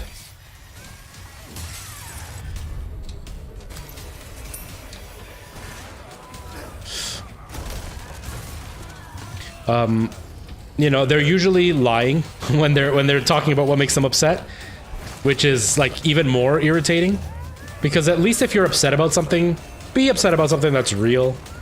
Don't make something up. You know what I mean?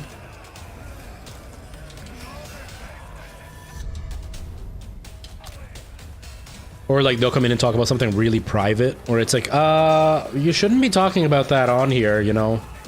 Especially with a bunch of strangers. You haven't done any of that, so don't worry.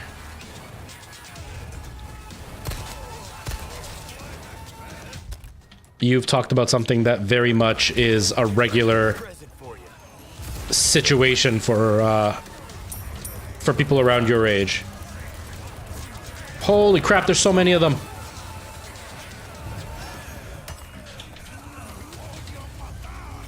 Oh, there are too many of them. Up, up, up, up, up, up, up, up, up, up. Oh, sorry.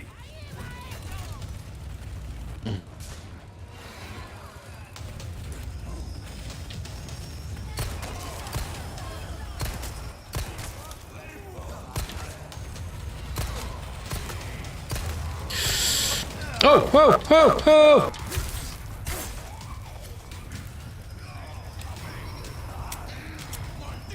Run!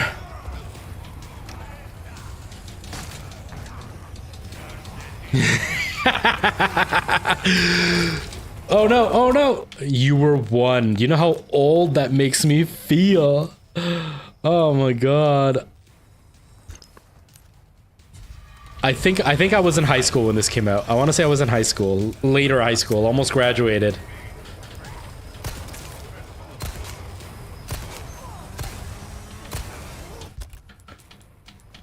Oh man, that makes me feel so old. Whoa! Hey lady, come on. I'm only using bullets, don't stab me, that's not cool.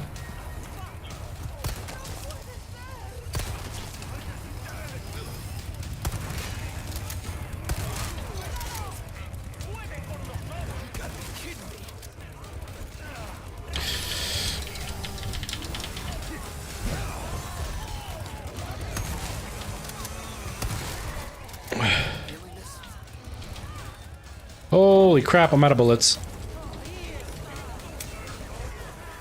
I feel like they made this hard enough that you can't beat it on purpose. I don't think it's gonna be like this in the real game.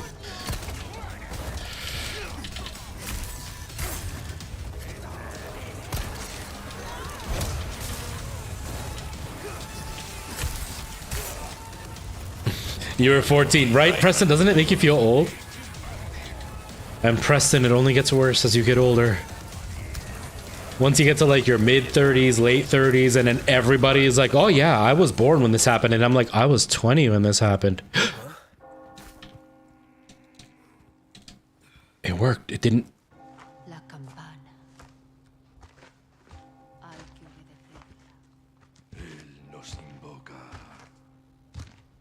obedecerla. It was 2005. Yeah, this was 2004 when it came out, right? I graduated high school in 2005. And I went in for an extra year. I should have graduated in 2004, so I should have been in college by the time this game came out.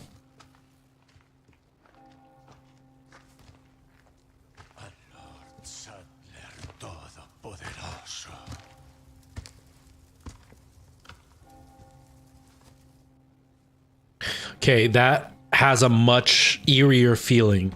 In the original game, they just kind of went, Lord Sadler, and then they walked away and it was over.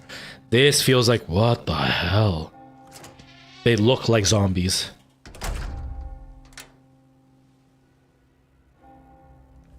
$2005? Okay, so if it was 2005, I thought it was 2004, but yeah, 2005, yeah.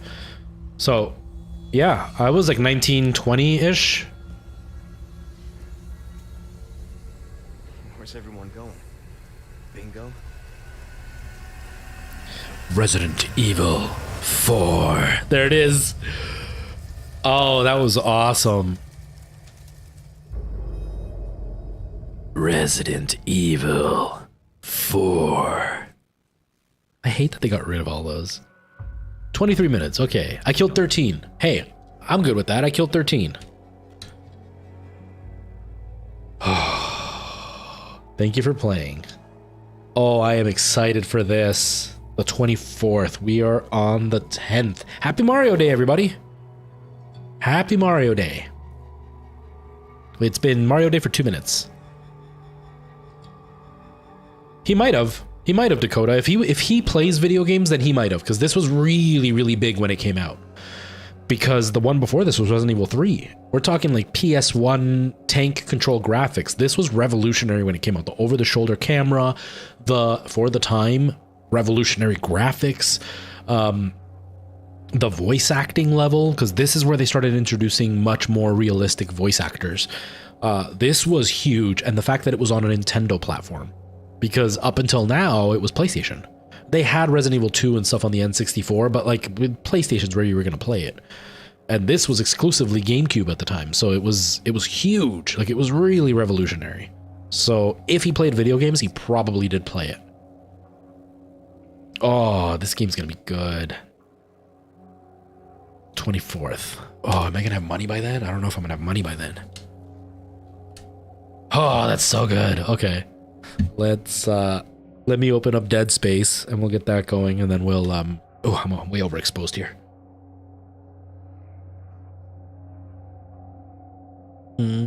About there maybe? I don't know. Am I overexposed? Maybe I am. Let's see on my tablet. No, now I'm under. Now I'm way under. It's my screen. My screen makes it. Nope. My screen makes me look more exposed than I am. I feel so exposed. Nope. Let's go back up to. Let's go 640 maybe? 640?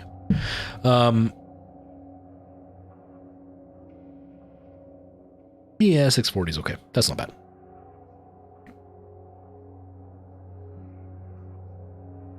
Yeah, then he may not have played it. My generation is still part of the generation that that was still fooled into thinking that video games were for kids. And so a lot of my friends around my age played video games, but they weren't really like deeply into them. I remember we used to all hang out and play video games. That was kind of like one of the things that we would do when we would all hang out. But most of my friends don't play video games to the level I play them, or to the level that younger people from me play them. I'm still in the minority when it comes to understanding that video games are just a hobby. They're not like a kid's thing. Even when it comes to like a theater stuff, I don't know what Preston's experience has been, but my experience has been that the vast majority of the actors that I talk to don't really play video games. Like they play a little bit, but it's usually very topical. Like, you know, they know a little bit about Call of Duty, they know about Roblox and like Minecraft. But like if I talk about Resident Evil 4 being re-released, they have no idea what I'm talking about. Or like if I tell them the news about the PSVR, or if I talk about the Xbox Series S debacle that's going on, they would have no idea what I'm talking about. They know the Xbox exists, but they don't really know everything else past that. Because we were still part of that generation of people telling us that you had to work and video games were for kids and you shouldn't do that once you're a certain age. Whereas like I never outgrew that. And now people are understanding that video games not only are an art, they're a story platform, and they're no different than like watching sports. They're even better than watching sports in my humble opinion. But yeah, a lot of people around my age don't really play as much. I was really shocked when I did a show right before the pandemic hit where I was talking to people who were actual gamers. There's a guy that I made friends with who has a less organized collection than I do. Like my collection looks really impressive because it's like on nice shelves with lighting and stuff. His was just around his apartment, but he has like the coolest stuff. He had a bunch of retro consoles. He had almost every retro console. He had games for all of them. He had like multiple TVs set up in his living room with different consoles connected to them. His collection was really cool, but it was like for legit playing. It wasn't for showing off. I was blown away to see somebody who had a better collection than I did, which my collection isn't great amongst gamers, but it's a pretty big collection amongst adults my age. And B, he knew about video games, and not only knew about them, but like knew them as in depth as me, if not more. It was really cool. And then most of the people that we hung out with in the show, most of them were into video games. It was a really, really cool experience to see that. Yeah, Preston, exactly. So I was blown away when I did that show because I was like, these guys know about video games. Like they have video game nights where they literally go to the guy's house and then he just sets up his separate TVs and he has like chips and stuff and we all just sit and play. Obviously with my neurodivergence, the last time I went, I was really overwhelmed. I ended up just like sitting at his one TV and I just played Mario 64 and just did like light speed runs. And they were into video games, but they don't do speed runs or anything because they don't stream. So the fact that I beat the game in about 28 minutes, 29 minutes was impressive to them. And I was like, that's really slow in real world, but you know, hey, cool. But it was just, I needed to kind of shut down. It was too much for me to handle. But like, they're totally into video games. I was blown away, but a lot of people our generation, Preston and I, cause we're only a few years apart.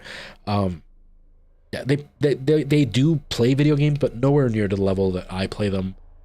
Preston is up to date with video games, but there's not a lot of people that are.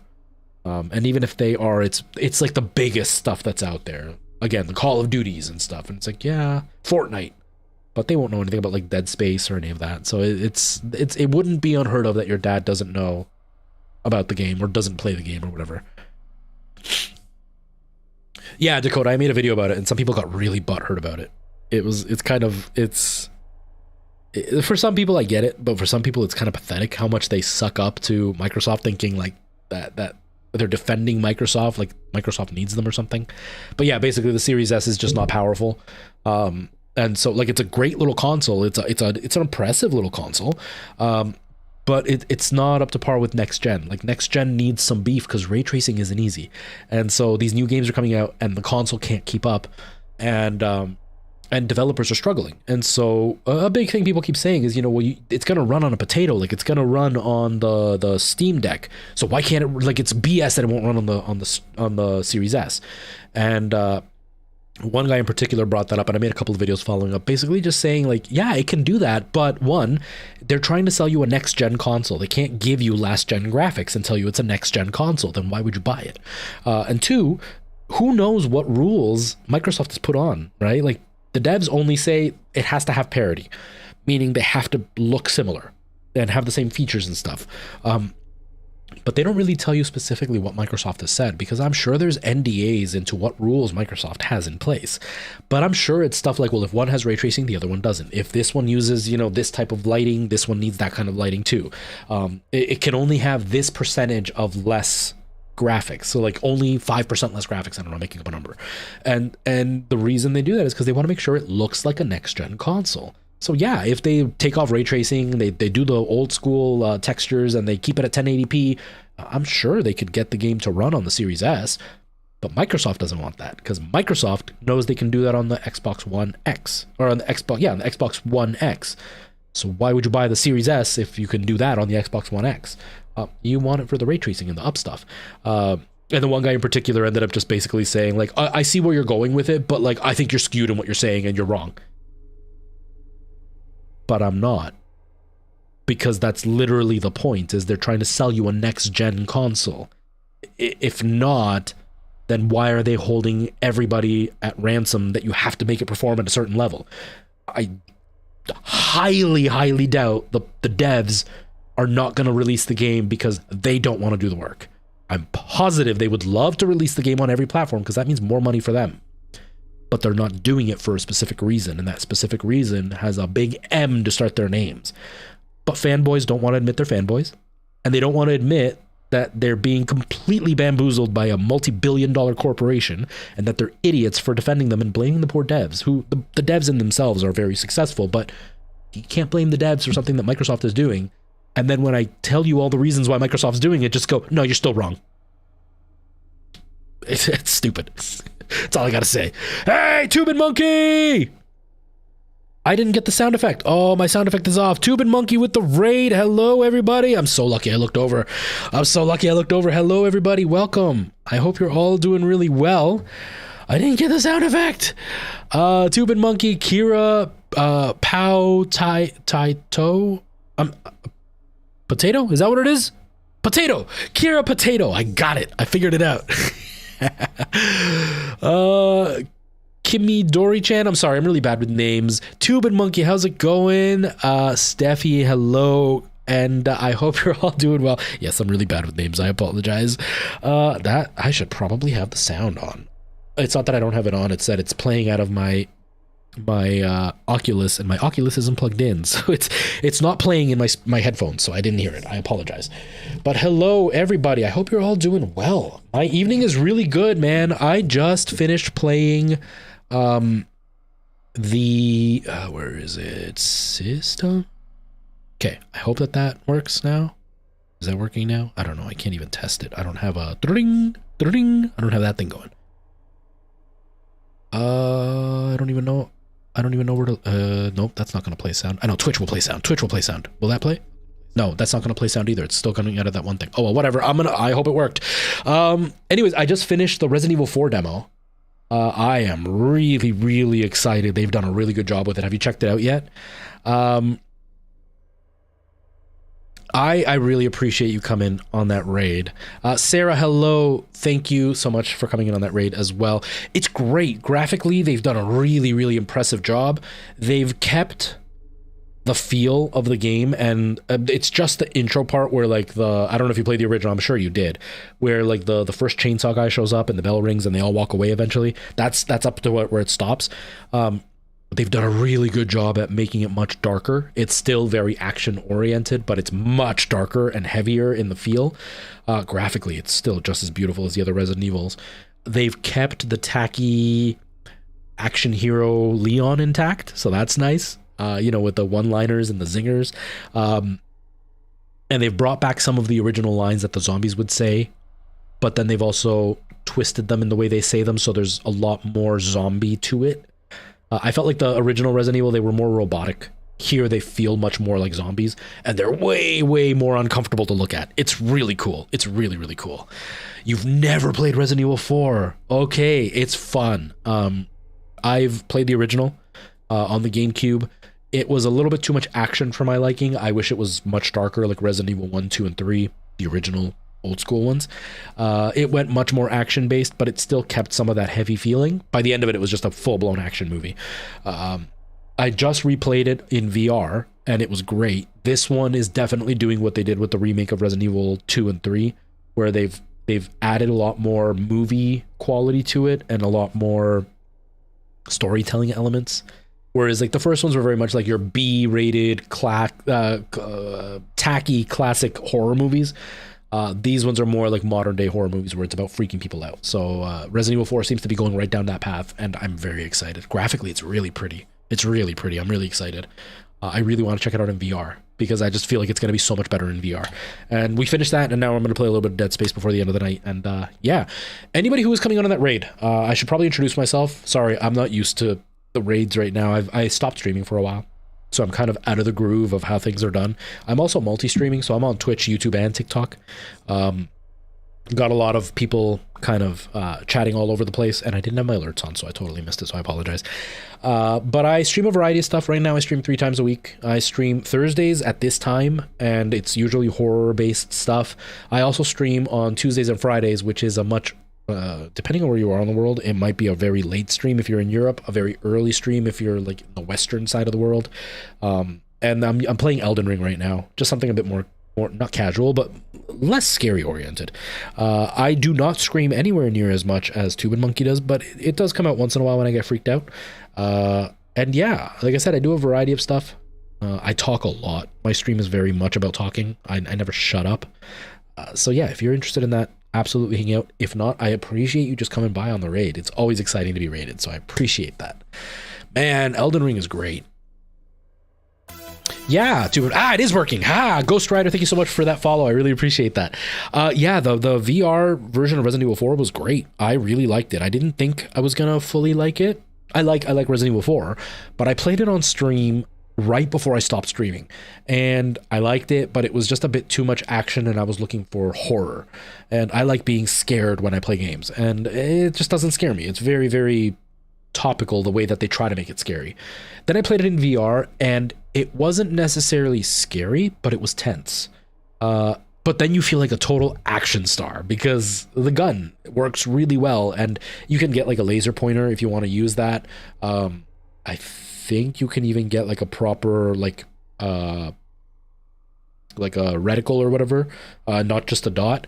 I ended up going like with nothing and just using the gun the way that it was, and by the end of it, because it felt so good the way that the game reacted in VR, it was really fun. I really want to go back and play it. I just don't want to overdo it because I want to play the new one, and I want to have I've stopped it about 2 months ago. I beat it about 2 months ago. I want to give myself that time to kind of forget before I go into this one and experience it again and still have those fresh memories of like, oh, I remember this part, but experience it slightly differently and not fully know what I'm expecting every time. It's gonna be good. But Tube and Monkey, if you gotta go, because I know streaming, especially when it's a scary thing and you're kind of tense, it can be exhausting. Go do your thing, go rest. Thank you so much for the raid. I really appreciate it. Like I said, for everybody else, I really appreciate you coming in on the raid. I stream every Tuesday, Thursday, and Friday. It will be changing in the near future, not near, in a few months. But for now, that's kind of what we're doing, and I stream on all 3 platforms. So if you'd rather watch on TikTok, I'm there. If you'd rather watch on YouTube, I'm there. And if you'd rather watch on Twitch, I'm here. So I'm kind of on everything. I like to kind of just be everywhere because 1 or 2 people on each platform adds up. So that's kind of what I do.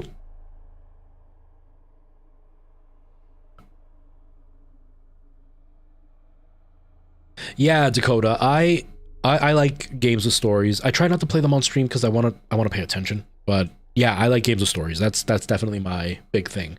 I really liked Green Hell. The story was really weird and made no sense. By the end, it made sense, but it was very, very challenging. But the story was actually really interesting. I want to play it again specifically for the story. Green Hell was good. The last game that I played where the story had me going, like I was immersed in it completely, was probably The Last of Us. Probably The Last of Us was the last one that I was really into the story by the end of it. I've been playing Days Gone. The story's kind of hit and miss for me. Some of it's really good, but it feels like it drags on. It almost feels like, oh, this is the end, and then it's just like, oh, another twist.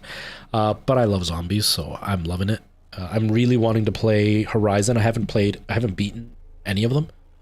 But I want to beat Days Gone before I beat Horizon. But that's one that I like for the story. Okay. All right, let's continue. I don't even remember what we were doing. I just know that we were suffering a lot because I have run out of equipment. What do I have? Nothing. Not good. I want to say... Okay. Yeah. We literally walked into this area, I saved, and I quit. I didn't actually do anything. I haven't played Dying Light 2. I was very excited for it. I loved Dying Light 1. That was one of the first games that I started playing when I first started to stream, and I thought it was great. I thought it was so good. And then I heard a lot of bad things about Dying Light 2. Nothing in detail, just like that it wasn't good. That's all I kept hearing. I was like, it's not great. And so I never bought it. I couldn't bring myself to spend the money.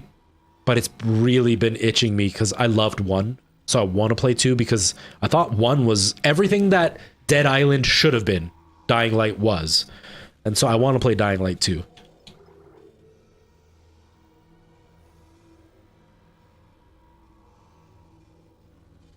Yeah, you don't care for zombies. See, and I'm a huge fan of zombies. Now, I don't do zombies to be scared. Usually zombies are more of just like my eat popcorn and laugh. Like my favorite movies are the Of the Dead series, so Dawn of the Dead, Day of the Dead, and I love the originals, like the old school tacky movies from like the 70s and 80s.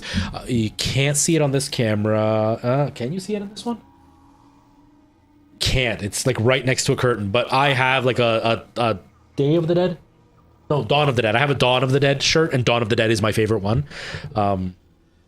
Actually, my favorite movie of all time is the remake of Dawn of the Dead, but the original one is freaking awesome. But I love zombies. I have a zombie tattoo and everything. But yeah, that game, I thought the parkouring was fun, the mechanics for fighting was fun, and exploration was great in that game. But I heard 2 didn't live up to the hype, so I couldn't bring myself to spend the money, but I want to. I really want to. And I might have to. I can only do 1. Oh, that's not good. We've got very different favorite movies. What's your favorite movie, Dakota? What's your favorite movie? And yeah, Dawn of the Dead is not a good movie by any means. It's not a well-written movie. It's not a well-filmed movie. The music is okay. But I love it. I love zombie movies, and that's one of the ones that I fully enjoyed. Mr. Clark, my hunter may regenerate, but he takes an attack like that personally. I may also be slightly biased because I actually know one of the actors from the remake movie. Hey, cool! That worked!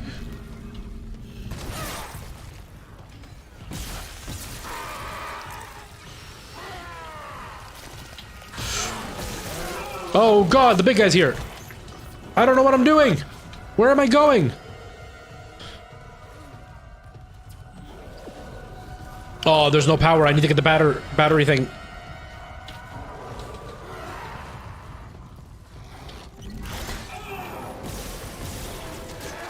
I'm dead. I'm out of health. I'm dead. Oh no, I'm not. I still had health.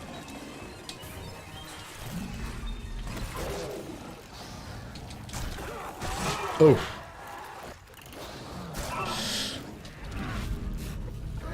I'm cornered! I was cornered. I was cornered. Coraline is your favorite movie. Oh man, yeah, we definitely have very different tastes because I fell asleep during Coraline the first time I tried to watch it. This was years ago when it first came out. I had a 3D TV. Yes, I actually enjoy 3D TVs. I had a 3D TV, and that was one of the movies I got with it. And I fell asleep during the beginning of it. And then my daughter is obsessed with that movie and tried to get me to watch it. And I was bored beyond my mind. I think artistically it's beautiful. I just can't get into the movie. It's too slow paced for me. I can't get into it. It felt good from what you played. A lot of the same as 1, but enhanced, so definitely worth the try. Yeah, budget's been not good right now, and the only reason I got Elden Ring is because somebody bought it for me. But I want to play Dying Light. Like I said, I loved the first one. I thought it was great. I just haven't brought myself to buy it, but it's gone on a decent sale a few times, so I might buy it when I get a chance. Because I feel like it would be a game that I would enjoy, whether or not other people enjoy it. It's kind of like, what's that game called? How do I... move to inventory, okay. It's kind of like, The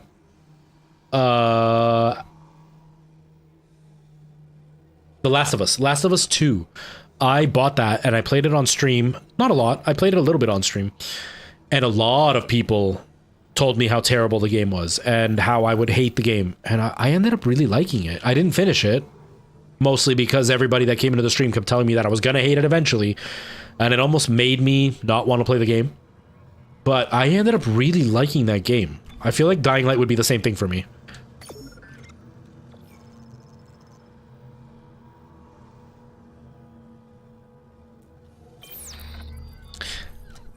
You know, Dakota, a lot of the times it is for those reasons. You know, you connect with what the movie's trying to say, and you almost feel more love towards the movie because you connect with what it's trying to, like, what message the movie is giving. But sometimes you just like a movie, right? Sometimes it's just a good movie.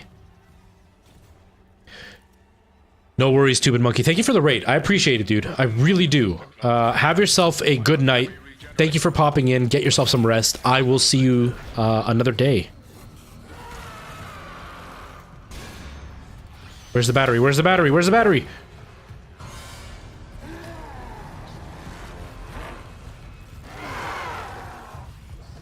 Alright, alright. There it is. I see it now.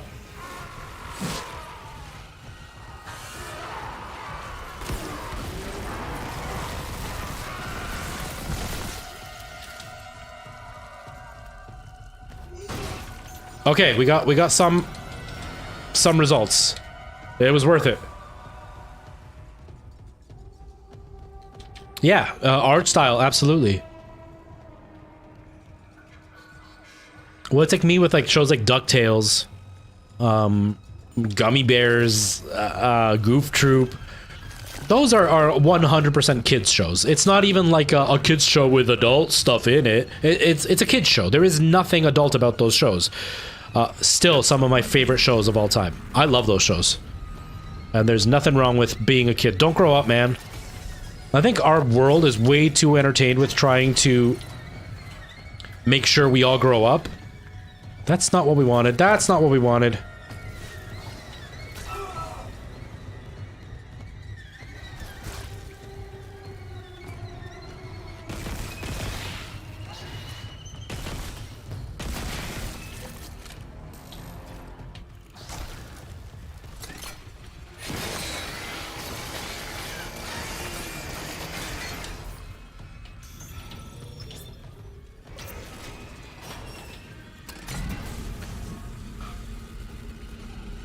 There it is. Okay.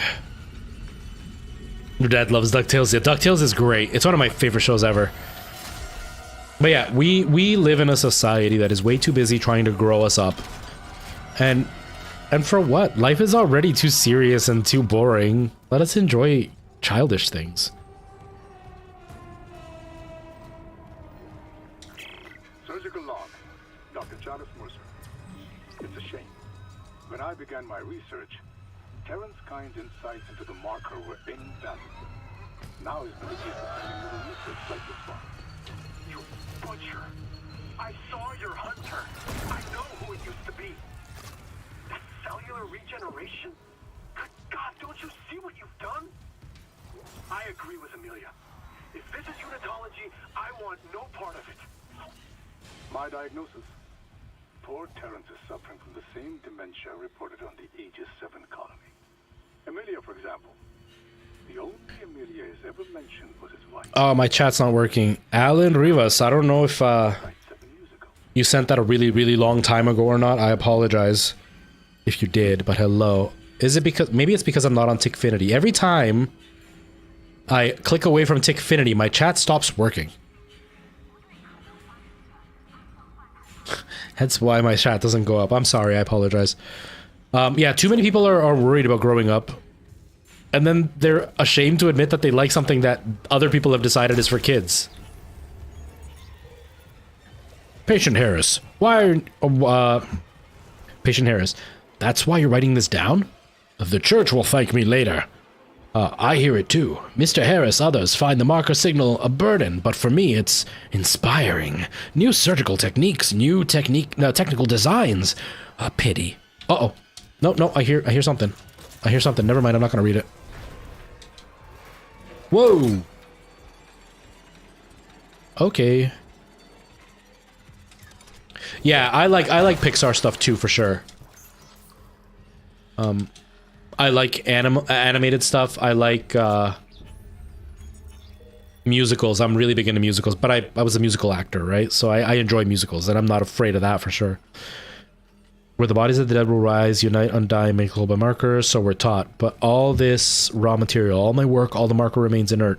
ever since that first contact, as it were, words repeat in my head. The marker must be absorbed. A divine insight, perhaps, that creating my hunter is part of the answer, and yet I deleted. No, I will not doubt. No unitologist has ever been so close to cheat death. That withered old tyrant must have had matching tenacity.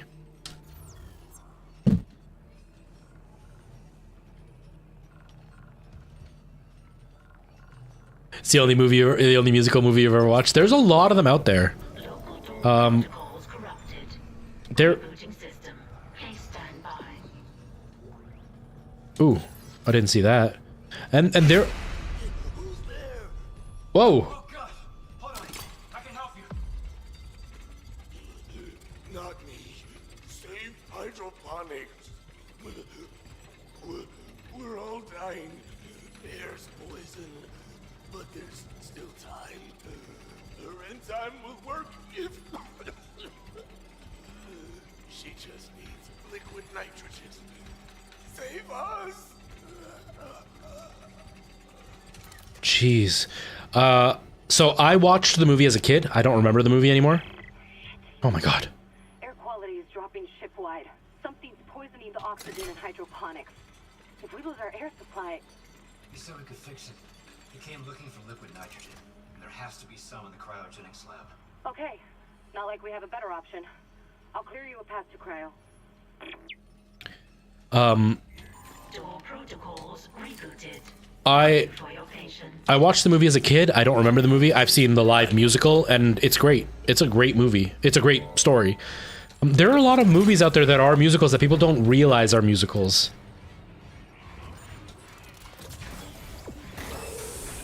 Toxic hazards detected. Whoa, okay. Not where I want to go.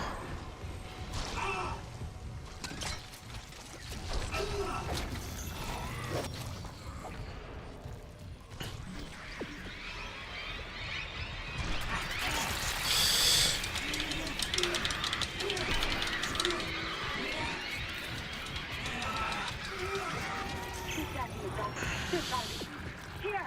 There's emergency bed controls at the security test point. Go! I'll try to lock him out! Where? Whoa!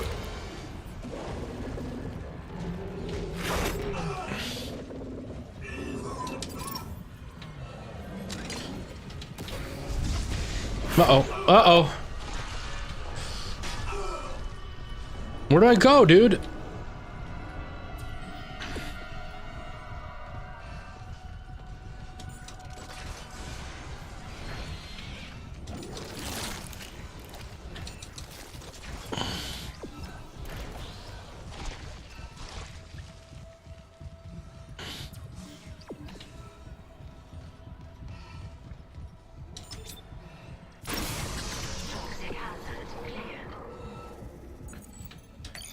Okay, it's clearing. Mercer pumped that gas in from Jesus. hydroponics. If the air's already that bad. I'm gonna need a faster way to cryogenics. Yeah, pretty much, Dakota. Like I said, I've seen the musical, and the music is exactly like the movie, because the musical and the movie are the same thing. But there are a lot of really good musicals out there. There are some that way outdo others. There are some movies that totally wreck the musical and make the musical not worth watching. Now, I haven't seen the movie, so I'm not saying that this is one of those cases, but like one of my all-time favorite musicals is Jersey Boys. And I didn't know what I was going to go watch. Basically, I fell victim to the hype. I had seen a bunch of commercials about Jersey Boys. I wanted to see Jersey Boys because the commercials made it look really, really good. It was when... I need a second. I'm getting overwhelmed with so much stuff going on. It was when Jersey Boys was first released, and there were a lot of really, really rave reviews in the commercials and blah, blah, blah, and it was brand new. And so I wanted to see it, and the girl I was dating at the time, she had studied acting, and I had studied acting, and that's how we met. She saw me on stage. And so her mom, for Christmas, bought me tickets to go see Jersey Boys. She bought her whole family tickets and included me in the tickets, and I got to see it. I didn't know anything about Jersey Boys, and at the time I didn't look it up. Like, I didn't bother looking up like what music was in it or anything. It just looked really cool. And then I watched it, and then I realized that I knew all the songs. It's it's basically the how the Four Seasons came to be. The Four Seasons were a really big band back in, oh god, I don't even know the year. But they're the ones that sing like the Sherry baby, Sherry, can you come out tonight? It's like a really popular song from back in the day. They sing a lot of really popular songs. Walk like a man, talk like a man. Walk like a man, my son, or something like that. And then there's a you're just too good to be true, can't take my eyes off of you. I don't know if you know that song. That one's really popular. Even I'm too young. Like, I'm pretty sure they were from like the 50s and 60s. Like, it was way before my time, but they're huge. Like, the music is super, super popular. It's timeless music. Actually, the one, hey, Joshua, thank you so much for the follow. I really appreciate that. The one song I'm pretty sure went viral on TikTok for a little while. If I play a little bit of it, maybe I won't get copyright. But here, of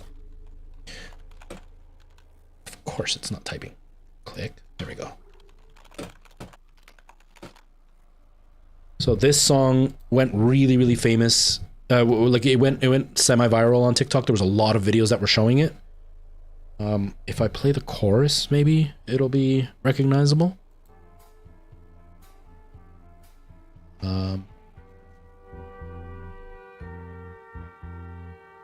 Yeah, like this song is old-fashioned. Like, their pictures black and white. They're all wearing suits.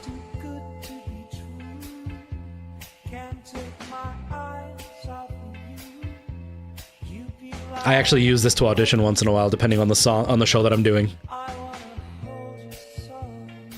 My range used to be the same as Frankie Valli's range. I hate that it's not anymore. This singer is Frankie Valli. So where's the chorus? So this is the chorus. This is like what most people recognize.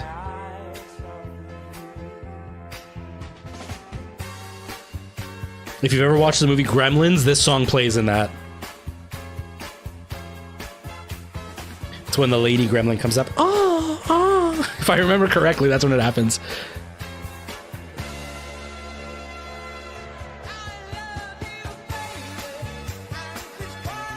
This song was huge.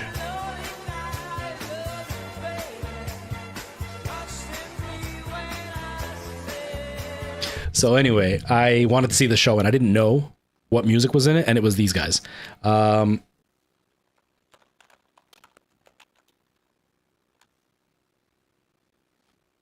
I could do it all.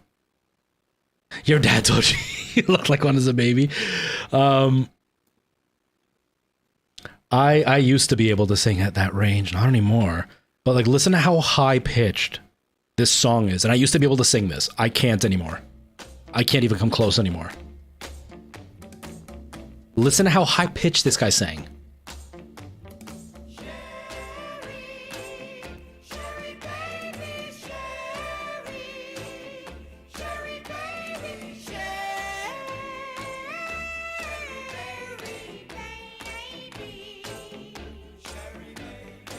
So they were huge. They were like gigantic musicians back in the day. And so the Jersey Boys is about them and how they came together and what happened to the band. And then it ends with like where they are now. And I loved the show when I saw it. One of my all-time favorite shows that I've ever seen live. That one, Matilda and Wicked, are my all-time favorite musicals. They're so great when you watch them live with professional actors. And I dreamed of playing Frankie Valli like so badly. Obviously now I'm much older. I'm also way overweight and I'm too tall. Frankie Valli was a very short guy, and a very like small guy. Now that I've got hair, maybe, but, vocally I used to be able to sing his stuff. And so like, I wanted to play Frankie Valli. But when I heard about the movie, I didn't want to watch the movie because it's not the same effect as watching it on stage. And I heard mixed reviews about the movies. Like they were okay. The movie was okay. It wasn't like anything that was going to dethrone the live show, but it was decent. But there's a lot of really good musicals out there. This one, Jersey Boys, is great because it's literally about four guys who are famous and how they went from like these nobodies in the corner of like some street in Jersey, singing under a streetlight, and one of them's like a thug, and like how they moved on to become these big ultra mega stars and the struggles they go through. And it's very much a relatable story. It's not like a frou-frou musical that some people imagine musicals are. And then it's all recognizable music. Obviously for you, you're at that age where this stuff no longer plays as much. But like this music is all over radio stations, especially when you're like at the mall and like stores and stuff. But that's not really where people go anymore. So it's not as easy to hear. But when I was growing up, this stuff's way before my time. But when I was growing up, I'd go to the mall and that would be playing overhead, or I'd be, at work and that would be playing on the radio at work. And so it's like, even though I didn't grow up in the era when they were famous, I still heard them and I still knew the music. And so like, I didn't know who the Four Seasons were when I went to go watch the show, like by name, but every time a song started, I knew the lyrics and I was able to sing along, and all the audience was singing and everybody's going crazy and I knew all the words, and it was really cool. Jersey Boys is a show I wanted to do. I really wanted to do it. Oh,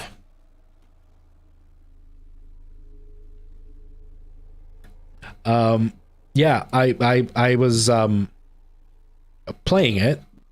I was when it started. And then I beat it. And so that's why I didn't change it. Like I have it as the old name because I thought I had changed it, but I didn't. Although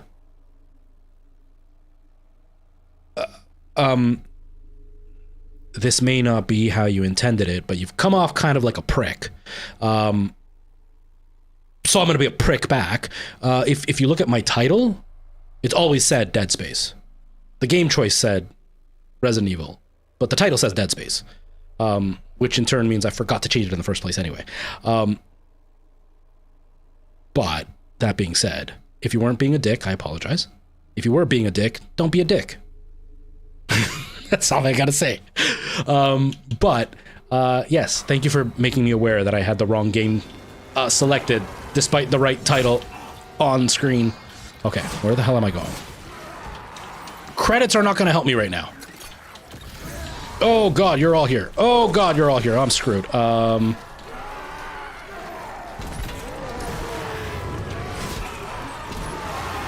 dead. I'm so dead. Did I actually survive that? I can't believe I survived that. Okay. You just never know, right? There are people that will literally come in just to do stuff like that. So again, I apologize if you weren't. You say you weren't, I'll take you at your word. But you know how it is on Twitch. People will come in to literally do that. And it's not always fun. So my apologies. But, you know.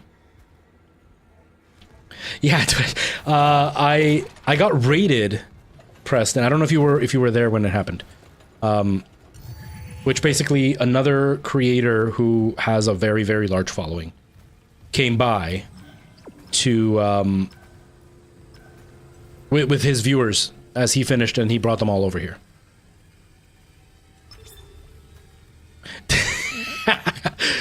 Okay. I didn't know I was in the minority in this.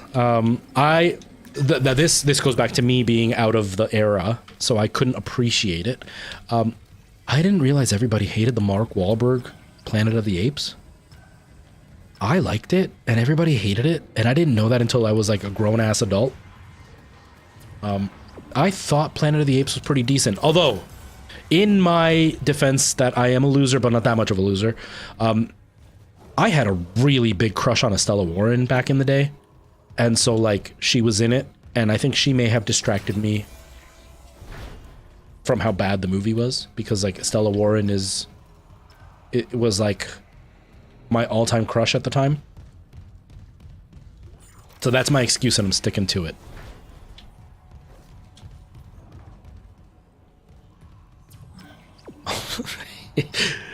But I'm not surprised that it would be bad, because Mark Wahlberg... Yeah. I don't think I could say anything positive about his movies. Security clearance required. But Call of Duty. Ignoring my... Well, not ignoring, but moving forward from my misunderstanding of your message, which, again, I apologize. How is your night? How are things going? But yeah, Preston, Tube and Monkey, he's a horror streamer, and he rated me with all the people watching. So it's pretty cool. It's pretty cool. Tube and Monkey's awesome. You blew it up! I need to watch the original one. The only exposure I have to the original one are like little clips I've seen on the internet or The Simpsons. Back when The Simpsons was still a decent show. That's like the only experience I have with that movie. And then Mark Wahlberg's Planet of the Apes, which is not a good representation of what Planet of the Apes was.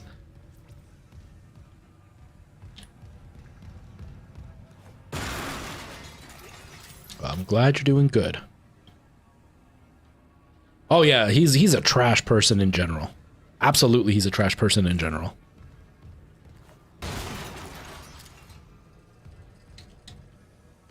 I completely agree, Dakota.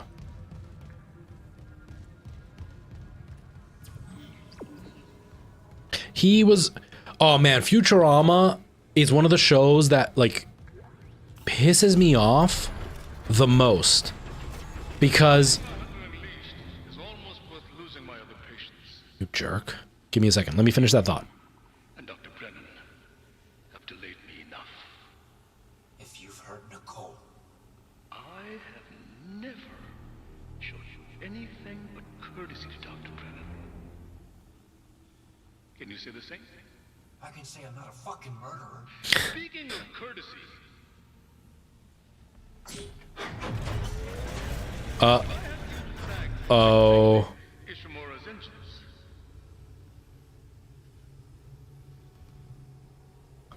Oh, this isn't good. Homecoming will be truly divine. Oh, this isn't good. Give me a second. I'll finish my thought in just a second. Even you can stop a convergence event fueled by the entire population of Earth. You take these things to Earth, it's all over. Only for the faithless. Humanity will be made whole, Mr. Clark. With or without you. I think his... You've chosen your side. He's probably got like massive tree trunk legs. Imagine the thighs and... Oh, the calves on this guy carrying that weight to have that stomping going around. Oh, this isn't good. Oh, I can go here. Okay, so Futurama is one of the shows that pisses me off the most because it is genuinely such a good show.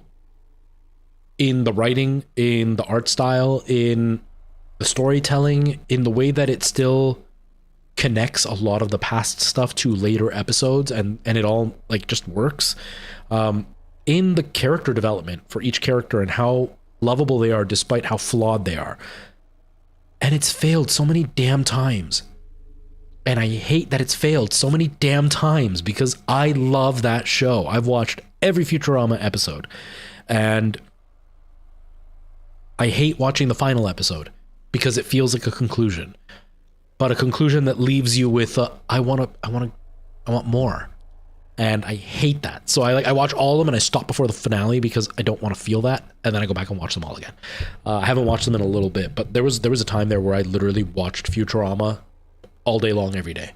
Whatever I was doing, Futurama was just on all the time. It's the same with Dragon Ball. But it pisses me off that it just has never been able to fully take off like the Simpsons did, which in my opinion, the Simpsons is a far inferior show to Futurama. I hate Futurama because it fails, because I love it so much.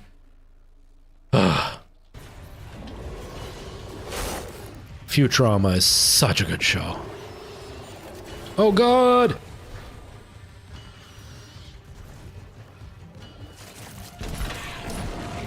It's kind of what I feel with the original Dragon Ball as well. Everybody loves the Dragon Ball Z and Super and stuff. I haven't watched Super, but everybody loves Dragon Ball Z. And for me, it's a great show, but Dragon Ball, the original, with Kid Goku, is such a superior show. And there's not such a big following like there is with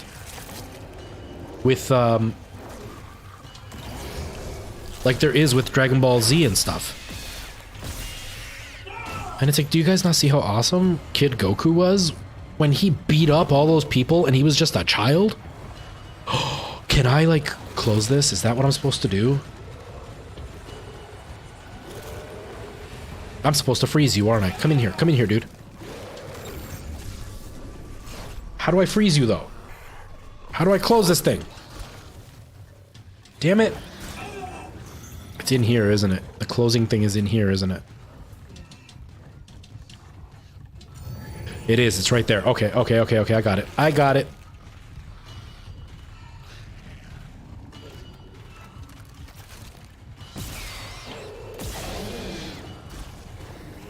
Come in here. Okay. Ugh. Okay, go, go, go, go, go. Yes. Whew.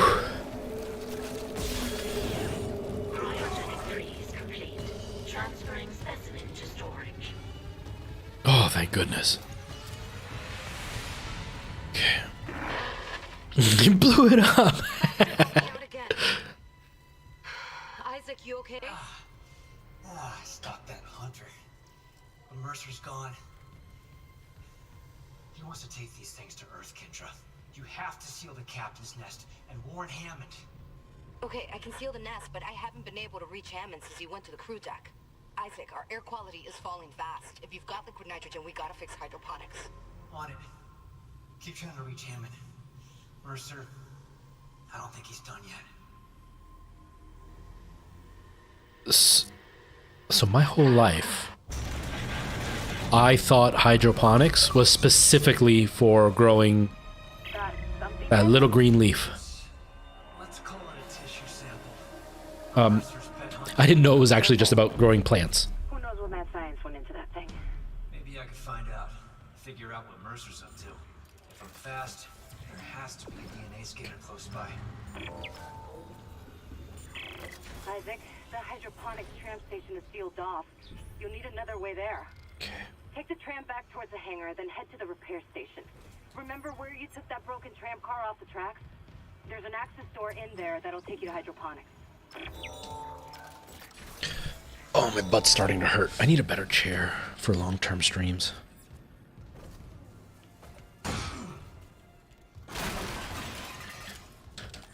Oh, okay.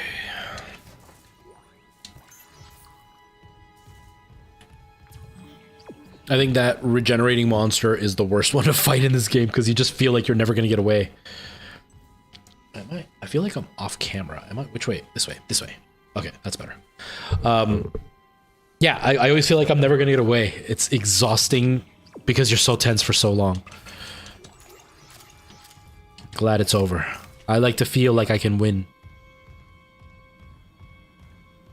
Okay, okay.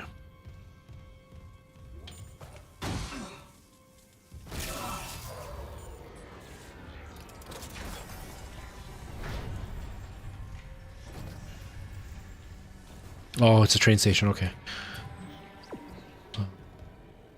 Nothing else that I need here.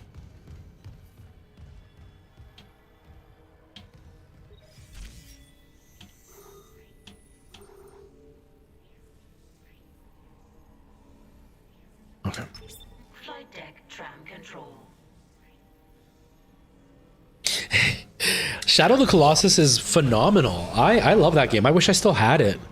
I had it for the PS3. Yeah, and then I sold it. I wish I still had it. I never bought the remake or the remaster. I should. I should buy the remaster. I'd like to play it. But right now I can't buy video games.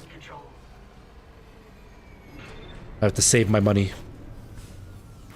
I gotta get that Resident Evil 4 going. Okay.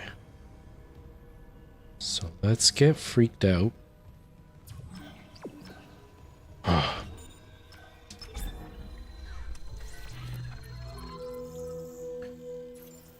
Let's sell this.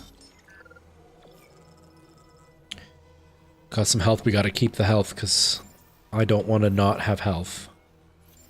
I need...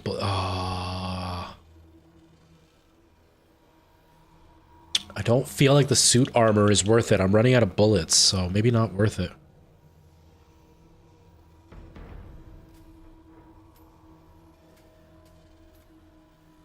That's the worst, Dakota. That's the worst. Inuyugi, hello. Oh man, Inuyugi, we just did that. We did it at the beginning of the stream, actually. I played through the beginning of it, and it's so good. It's so good. I'm gonna save my credits just in case. I'm really excited for Resident Evil 4. I'm really excited for Resident Evil 4 now. But yeah, Preston, I loved Shadow of the Colossus. I had such a fun time playing it. It felt like Zelda distilled down to just fighting the bosses. But it was so, especially for its time, it was so empty and so lonely.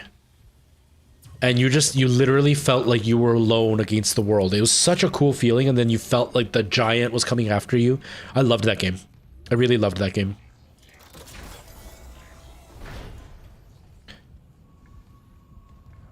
No worries, Inuyugi. I'm gonna be buying the game. We'll be playing it for sure from start, but I really enjoyed it. I want to play it in VR though. I think it looked good. I can just imagine how amazing it'll be in full VR. And now I'm kind of torn because I want to get the PSVR 2. And so like I'm debating with myself now that I've played it, do I want to just hold off? If you're near hydroponics, check your helmet filters. That air's not safe to breathe. Yeah, I smelled it. The whole deck's rotting. I'm reading a huge mass in food storage. Too big to be anything they grew.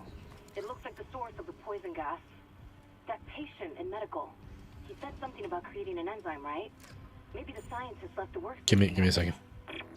Okay, so I'm debating because like if I play Resident Evil 4 as it launches, everybody's gonna be playing Resident Evil 4. So it's not like people are gonna really be, you know, seeing me. And the people who follow me and want to play the game aren't gonna watch because they don't want to get it spoiled or they're playing it. And so like there's no incentive to play it right at launch. But I want to play it because I'm excited for it. But I'm planning to get the PSVR 2 at some point. And the thing is, there's a really vast window as to when that's going to happen. Because the lawyer has to do a bunch of research before he can give the inheritance out. Just because of the way my grandmother passed away. And so I'm like, he said it could be anywhere from a week to a full year that it'll take for them to go through all the paperwork. From what it looks like, it's going to be quicker rather than slower. But it could still be a couple of months. I don't know if I want to wait a couple of months to play Resident Evil 4. But I want to play it in VR. So like, do I want to wreck the experience for myself and play it not in VR and potentially like miss out on the excitement of VR? Or do I play it in... Do I wait and be patient and just like not pay attention to anything they say about the game and then allow myself that full immersion in VR? And who knows when the VR release is going to be anyway. I'm torn. I'm torn because I really want the PSVR, and that's one of the games that I want to get for it for sure. Yeah, Dakota, I want to play Shadow of the Colossus. I just haven't bothered yet.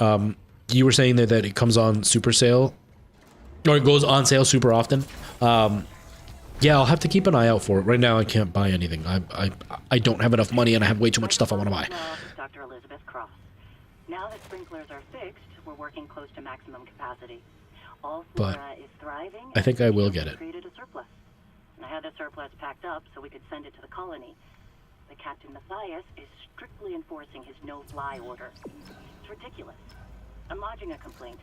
Everyone knows Aegis 7 needs help. What harm could some fresh fruit do? Okay, Karen. Okay. My boss told me no. I'm gonna complain. Yeah, and if I buy the game, it'll be one of the games that I play privately. Like it's just something for me to hang out with and like goof off. Like just immerse myself into it. It's kind of what I feel. It's kind of what I'm doing right now with GTA 3. I got GTA 3 long time ago, and I want to say I got it for PC way back in the day, and I couldn't get it to work properly. It was like all glitchy. It may not have been a legitimate copy, but I didn't know that. And so I never really played it, and now I got it on my tablet, and I've been playing it. Whoa!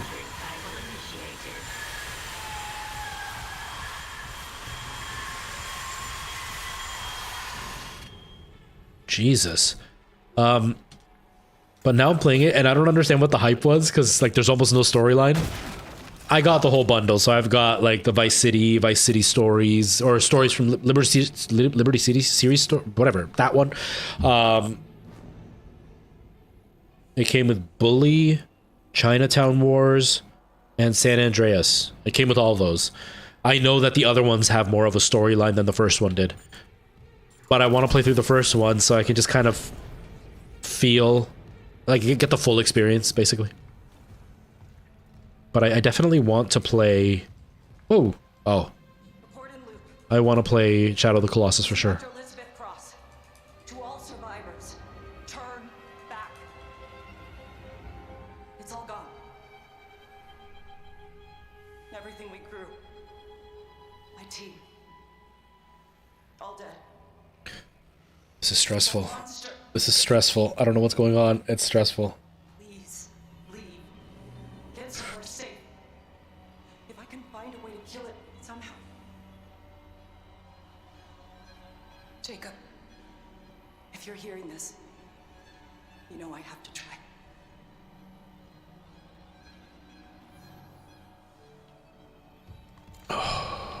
Okay.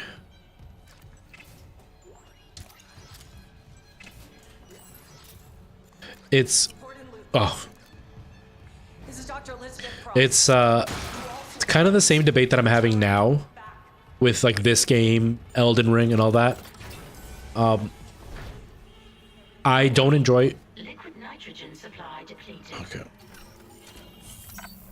I don't fully enjoy replaying games from the start over and over again because I get bored. I know what's going to happen. It's not as exciting. But my capture card doesn't do HDR and it doesn't pass through 4K or anything. So I'm literally playing at 1080p with SDR. But this monitor can do HDR, not well, but it does it. And my TV does HDR. It's, I want to play this game in full HDR, 4K and everything and get the full experience. But I don't want to not do it on stream. It's like, obviously I made my choice. But at the beginning, I was like, I should play this privately first.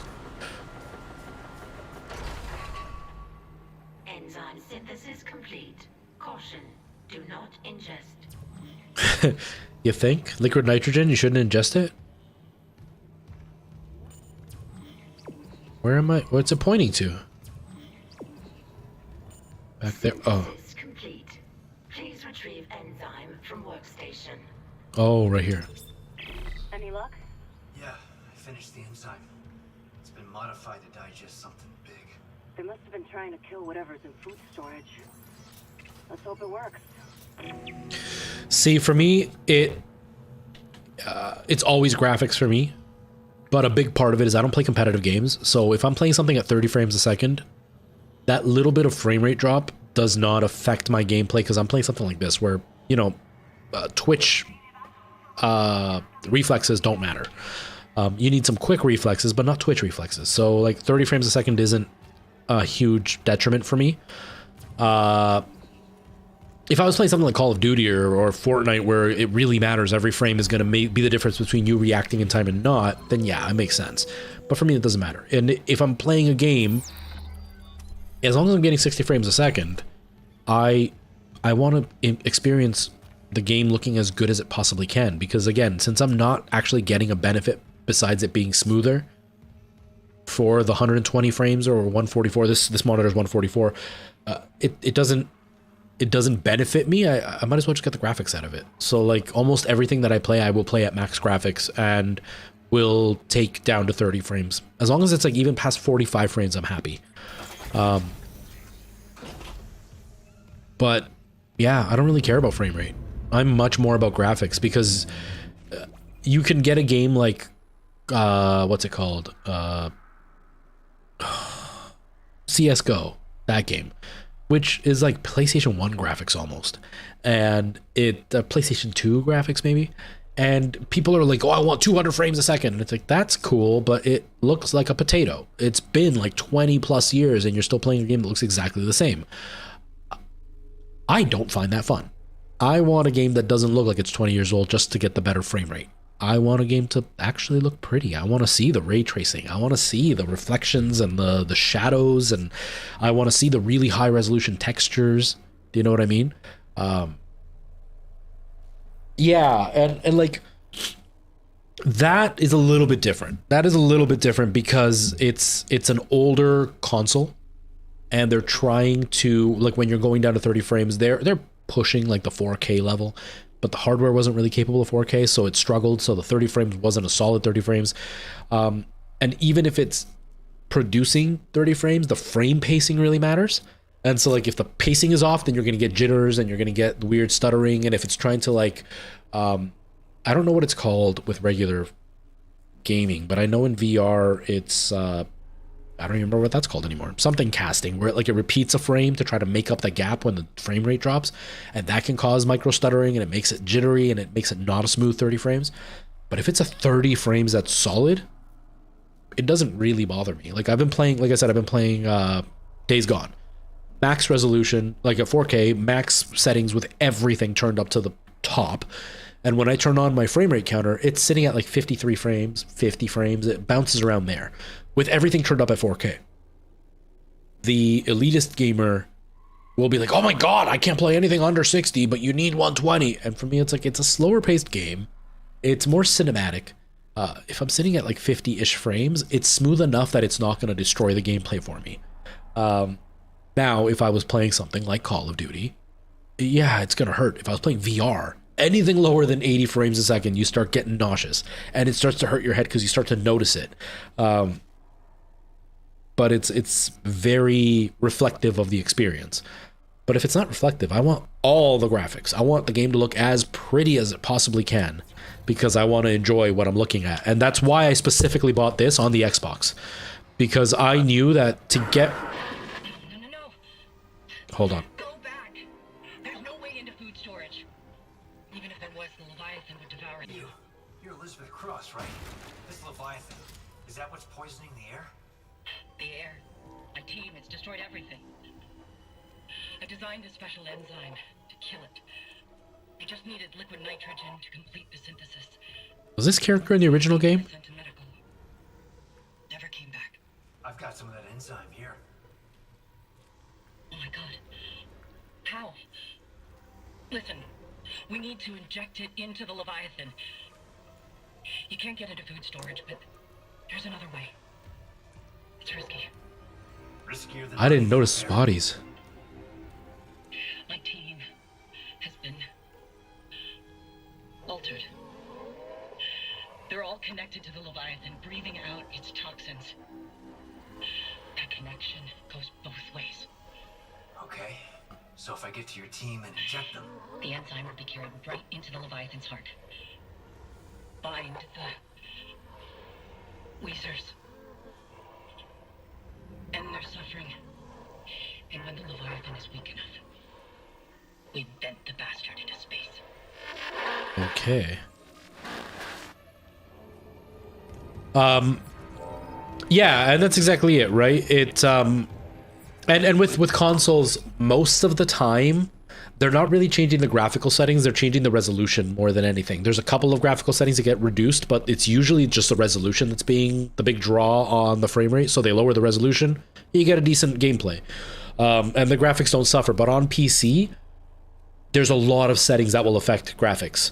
Like, usually textures tend to be a big draw, because sometimes you can get like full 4K textures and it'll be a big leap in frame rate when it's lowered. But what you see visually isn't such a big deal, because, you know, you might be playing on a 4K television, but you're not super up close to most textures. So if the textures are 1080p, you don't really suffer, but the graphics card gets some room to stretch.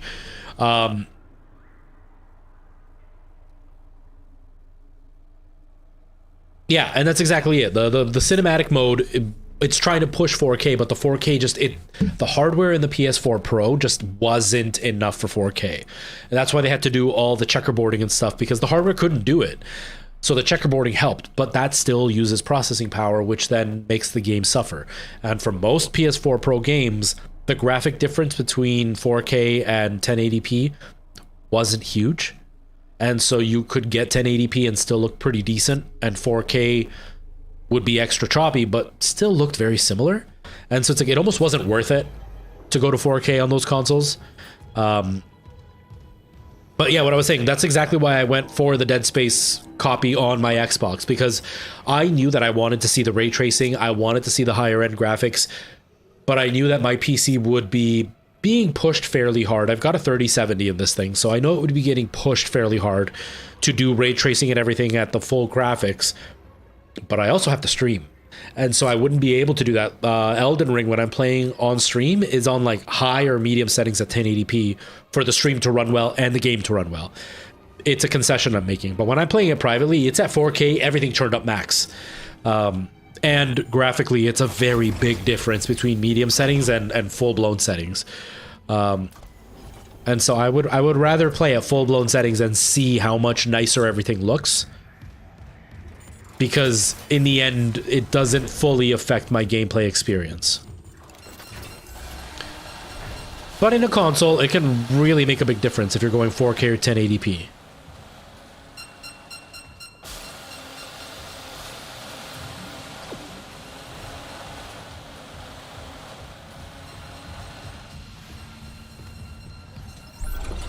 That being said, I'm still very much into graphics. I have played some really terrible games just because of the graphics. Whoa!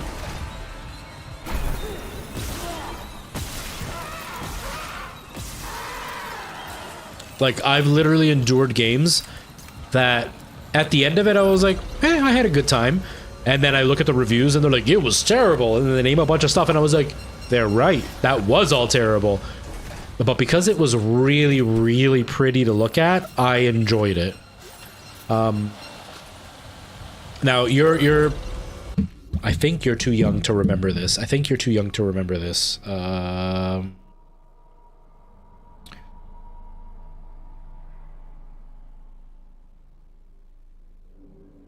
Oh, no, not 3, 2, actually. Leonardo, hello. I am sorry. I'm not getting the text messages. I'm not seeing them. I just looked down at my tablet now and I saw it. I don't know if you're still there, but hello. Okay, Fear 2 came out in 2009. That is quite a while ago. Fear 2 came out in 2009, and I loved Fear 1. That game was one of those games. You know how they always say, but can it run Crysis? Fear was one of those games. And I remember our computer used to struggle. We could never turn up all the graphics all the way. We could turn them up half decently, but not great.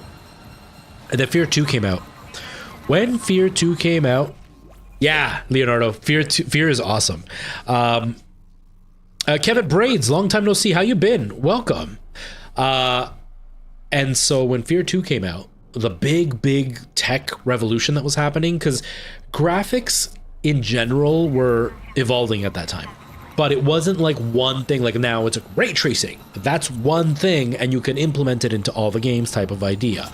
But there were different things that they were implementing into games to help graphics, but they weren't as impactful as ray tracing. This one's not a good example because it did impact a lot, but tessellation was huge back then. Games had textures, but they were flat. They would use the image to make it look 3D, but you'd pull right up to it and it was just a flat image. Bullet holes is one. You would shoot a bullet hole and it was just like a sticker of a bullet hole on the wall, but the wall was still flat. Eventually they added tessellation, which then made the bullet hole actually have a divot, which made it 3D. Fear 1, one of the things that they did, I don't remember what they called it, but it was tessellation, was the glass. If you turned it off or turned it down, the glass was literally a piece of glass that was see-through and it would have like the chicken wire inside of it. But when you turn the setting on, all of a sudden the glass was now dimpled and the chicken wire was inside and the glass warped the image so it looked like actual glass. That was one of the details. Well, when Fear 2 came out, one of the details that came out was what they called blood physics. That was their big, like, guys, this is going to be huge. The blood physics are going to be huge.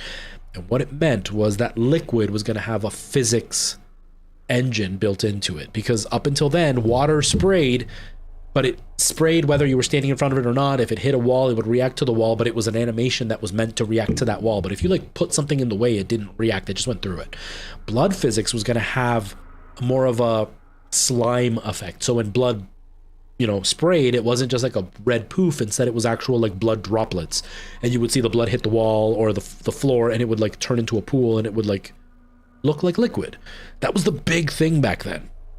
Fear 2 did not perform as well as Fear 1 did, but I played through most of it only on the blood physics because I thought that was so cool. So just watching the blood spray, and I would stop every time there'd be like a puddle of water just for that. And I went through the game only on graphics because of that. And there's a lot of games that I played that way where it's like I get to the end of it and I'm like, yeah, the game was okay, but like, oh my god, seeing this made me play through it. There was another one, I don't remember what it's called right now. I can't remember what it's called, but it had to do with like time travel and stuff. I really can't remember what it's called, but that was one of the few games that had 3D built into the engine. And so if you had, at the time they had NVIDIA Vision, which was like the 3D engine that they had, you could enable it. And that game had a way to enable it where you could do side-by-side 3D. And I had a PlayStation television, not the little box that did the PS Vita. I'm talking a television that, I still have it, a television that is for the PlayStation 3, and it was capable of 3D. And so I used to plug that into my PC and I would do side-by-side. And I played that whole game, even though the game was, it was good, but it wasn't anything to write home about, but it was 3D. And so I could play it with my 3D glasses on and play this game in full 3D. And I played through the whole game. And I loved every second of it because it was in 3D. I've done the same with VR. There are some games that I played that I'm like, but it's in VR, so I'm going to play through it. So I'm very much into graphics. I will very much play a game just based on its graphics alone. So I can appreciate when a game has higher graphics. Again, this ray tracing, it'll push me through just because I like to enjoy the lighting and stuff that comes from it. I heard, I actually have ray tracing enabled on my Minecraft on PC. And I know that ray tracing on the console will not be anywhere near as good. But holy crap, it feels like a totally different game when you play it with ray tracing on. Whoa, another one. Ray tracing is honestly such a cool evolution in gaming. And when it's done well, it can really change the gameplay. It's hard to tell because SSAO and screen space reflections do such a good job at emulating it, and when you're in the action, you can't really notice the difference. But honestly, it can be game-changing when you do see how big the difference is. Something like Minecraft, totally different game when it's ray traced.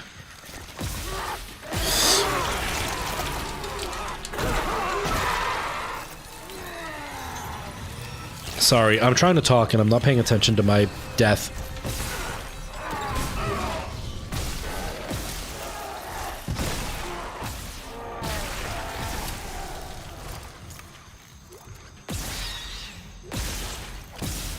Dude, stop it. Come on. Finally. It's insane what ray tracing can do. Like, it could take a game that looks mediocre and make it look like next gen. I mean, I'm sure you've seen the footage of, like, people taking, like, Morrowind and ray tracing it. And it can look way better despite nothing else being changed except for the ray tracing effects.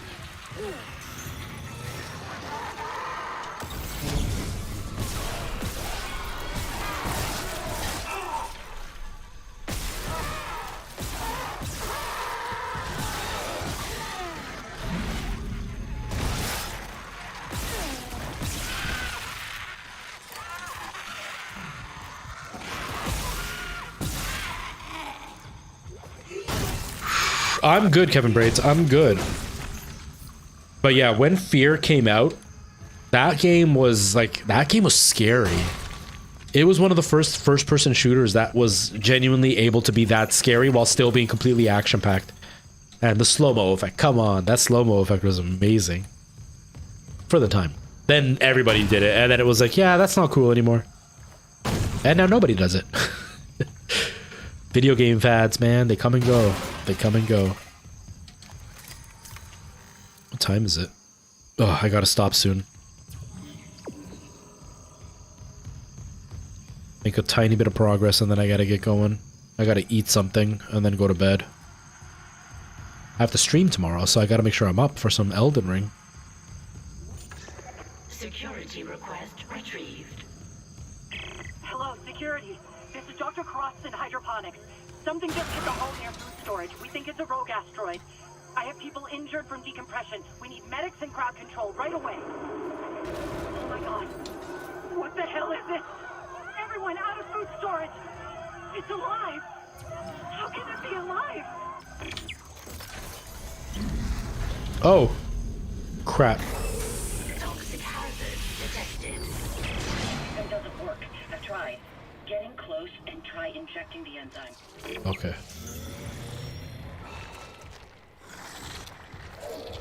How do I inject the enzyme? What do I use?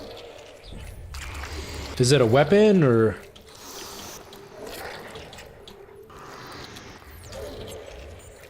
Oh.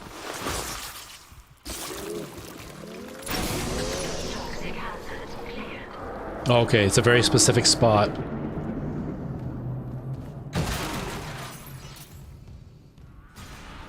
Funny enough, I never beat Fear, actually.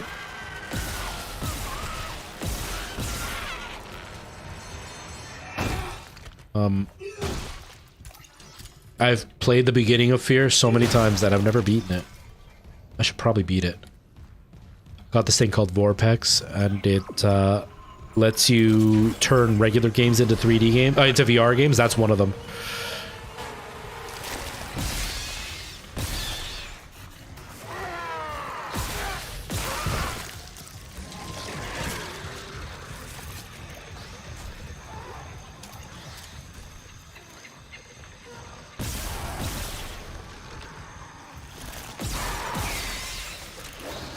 Out of bullets.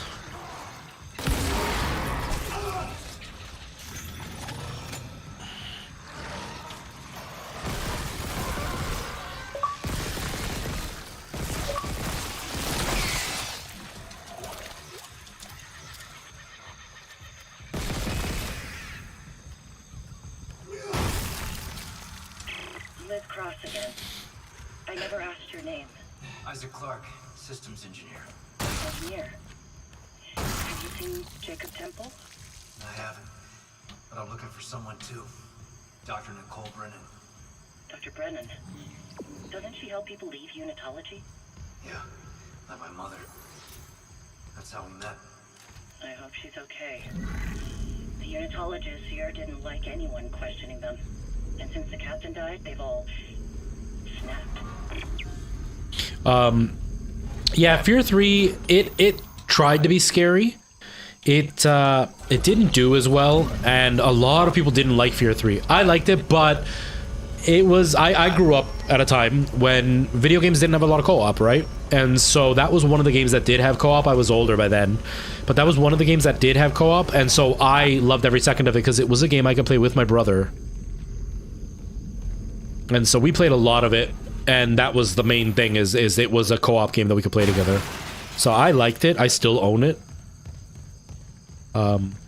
I've tried playing it a few times, but it's not as fun by yourself.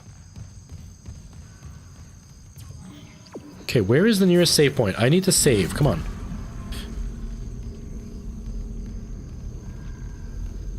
But yeah, and when you're younger, little things can freak you out, right? Like, now I go back and play Resident Evil 2, and I think it's hilariously bad. But as a kid, when I first played it, I was terrified of that game. I thought it was one of the scariest things I had ever seen in my life. Now, on the other hand, I'm like, haha, it's so tacky, it's hilarious. Back in my day, I thought it was the scariest thing ever.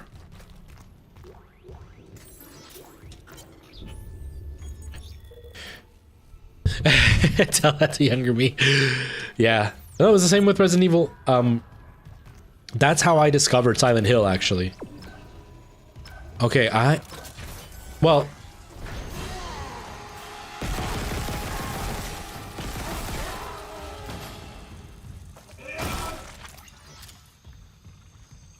I love that there are, like, wild animals living here. If I stop, this does have that sleep-wake thing, right? So I can literally just continue from here. I don't need to save.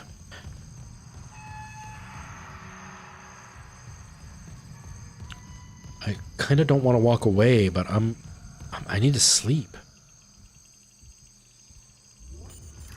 Majora's Mask was creepy. Majora's Mask was definitely creepy. It had a very dark vibe to it, which made it way scarier. But yeah, that's how I found Silent Hill, actually, was through Resident Evil 2.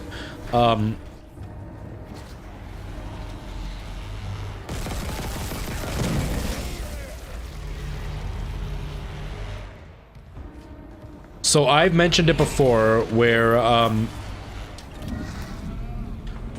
I said, oh crap. When I played Resident Evil 2 for the first time, it was because a guy that lived down the street from my cousin's house invited us to play it. His parents were away on vacation or something, and he invited us over because he rented the game and he was too scared to play it. And so we went over, and yeah, it was scary. I was terrified. I used to spend summers at my cousin's house, so I'd be there all summer long. And that weekend, his dad, there it is, okay. That weekend, his parents took us, his dad, I think, no, it was his mom, took us to Jumbo Video, is what it was. I don't know if Jumbo Video is Canadian or if it was like worldwide or what, but a video rental place like Blockbuster. And so he took us there, or she took us there, and we were looking for a game to rent. And we were looking for Resident Evil 2 in specific, and it wasn't there. And so my cousin was looking through all the different games and whatever, and then I saw Silent Hill. And I looked at it, and the image was really weird. It made me uncomfortable as soon as I saw it. So I was like, this seems like it would be something creepy. And I read the back, and it's like, you're Harry Mason, and after a car accident, you're looking for your daughter, and this town seems abandoned. And it seemed kind of creepy, and they had a couple of pictures. I want to see if I can find the back art, and then I'm gonna get out of here after this story.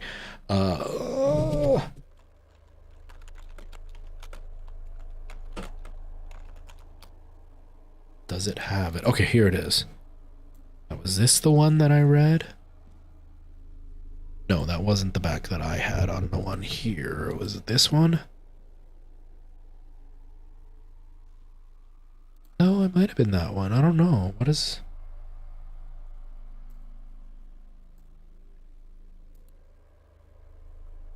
How do I... Can I not, like, scroll this? Okay, save. Open.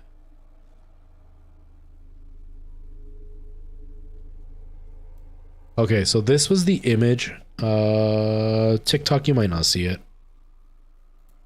But image. Browse. Downloads. Silent Hill. So this was the back of it. Obviously, it's not easy to read. I can put it on TikTok real quick, just so if anybody is watching over there, they're not left out, because I don't dislike you, TikTok. I promise. You guys are my favorite. Okay, right there. So you can't see it. It's really, really small. I'll read it to you because I can zoom it in on my computer here. But it says, Harry Mason and his daughter Cheryl are driving to their favorite vacation spot. Late at night, a figure suddenly appears from out of the darkness. Harry turns the wheel in panic, and the car careens off the road, knocking Harry unconscious. Awakening sometime later, he realizes that Cheryl is missing. Stumbling out of the wreckage, he heads towards the small town of Silent Hill. Real-time rendered environments and dynamic camera changes create a truly cinematic horror experience. Stunning visuals, a true to life CG movies coupled with horrifying 3D images will leave you breathless. Intense action and puzzles simulate your mind as well as your trigger finger. Fog and shadows engulf you in a world beyond imagination. Atmospheric music and sound change each tension-filled moment. That is what I looked at. That was the image. And so it was huge when I read that, and I was like, this seems really cool, it seems really creepy. I showed my cousin, and he's like, no, this looks stupid. And he was looking at other games, and he was looking at some games that like I've never played ever, games that didn't do well. Now that as an adult I know what they are, and I was just kind of like, okay. And so he looked around and he couldn't find anything, and his mom was like, we gotta go. She picked the movie and she's like, we gotta go. And so we're like, okay. So he took that game. He's like, fine, let's try it. Middle of the day, we're talking like 1 PM.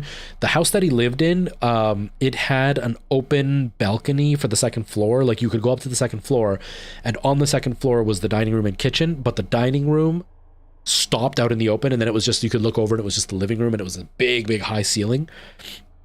And that wall where the living room was all glass. It was all windows. And so it was basically 2 floors of windows, and it was to his backyard. It's the middle of the day. He's got those like transparent like white curtains so you could see outside. So it was really bright in the house.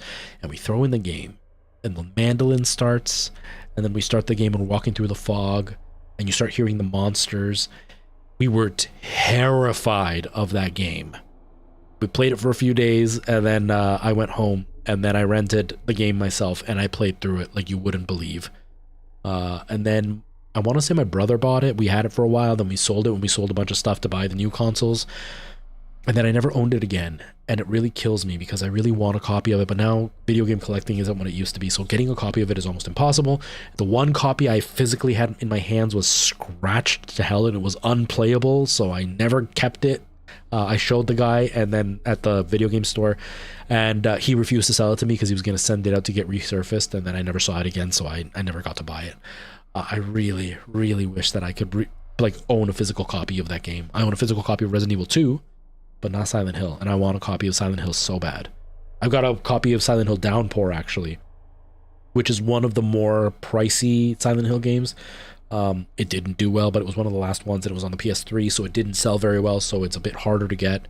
I think I paid like $100 for it, or $60 or something like that, something like 60 or 100, somewhere in there, when other PS3 games are like $20. But yeah, I'm so happy I played Silent Hill. That's one of my favorite games, and it's one that I always play at Halloween. There's a lot of really cool games out there, Dakota, a lot of cool older games that haven't had a chance to shine and have been forgotten. There's a lot of really fun games out there, like really old fun games that nobody really talks about. Goof Troop is great. It's a little puzzle solver game.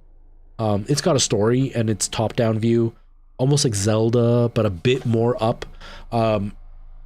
And basically it scrolls like Zelda 1, like when you reach the end of the screen, it like scrolls over to the next screen, and you have to solve puzzles to get to the next screen, and it's a little bit action, like you can pick stuff up and throw it at the bad guys, but a lot of it is like move these blocks or pick up an item here and then head back to use it over here, and then you get an upgrade, and you can only carry one upgrade at a time, so you got to make sure you take the right one so you can actually do the next step. That one's really fun. Everybody loves the Sega Aladdin. I'm a fan of the Nintendo Aladdin, but I'm like in the minority on that. Nobody likes that one. That's one that I really enjoyed. Joe and Mac was really fun. There's so many retro games that are a lot of fun, and PS1 had a lot of really, really good games. A lot of fun games. Final Fantasy 8 is one of my all-time favorites. Everybody talks about 7. 8 is one of my all-time favorites. There's so many of them. I never played Okami. That's one of those games that's like Resident Evil 4. It's on everything. It's on every platform, but I never played Okami. That one's a great game. Kuon is the rarest game on the PS2.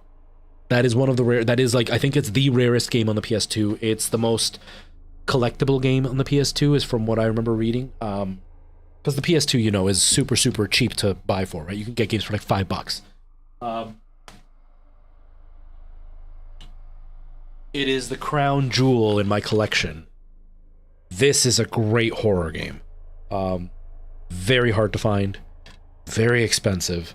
I've seen it go for as much as like $200 for this game. I didn't pay that for this. I've had it for a long time before it was a collectible. One of the scariest games for the PS2, and I absolutely love that thing. There's a lot of great games. When you said Okami, it just made me think of Kuon, just because of the K and the O with the U. I don't know. It just made me think of that. This one, Kuon, Kuon. So basically, you play as... so there's 2 characters, and then you beat both characters, and then you open a 3rd character to get the conclusion of the story. I think you open a 3rd character. But like, you're a girl who's out looking for her brother, I want to say.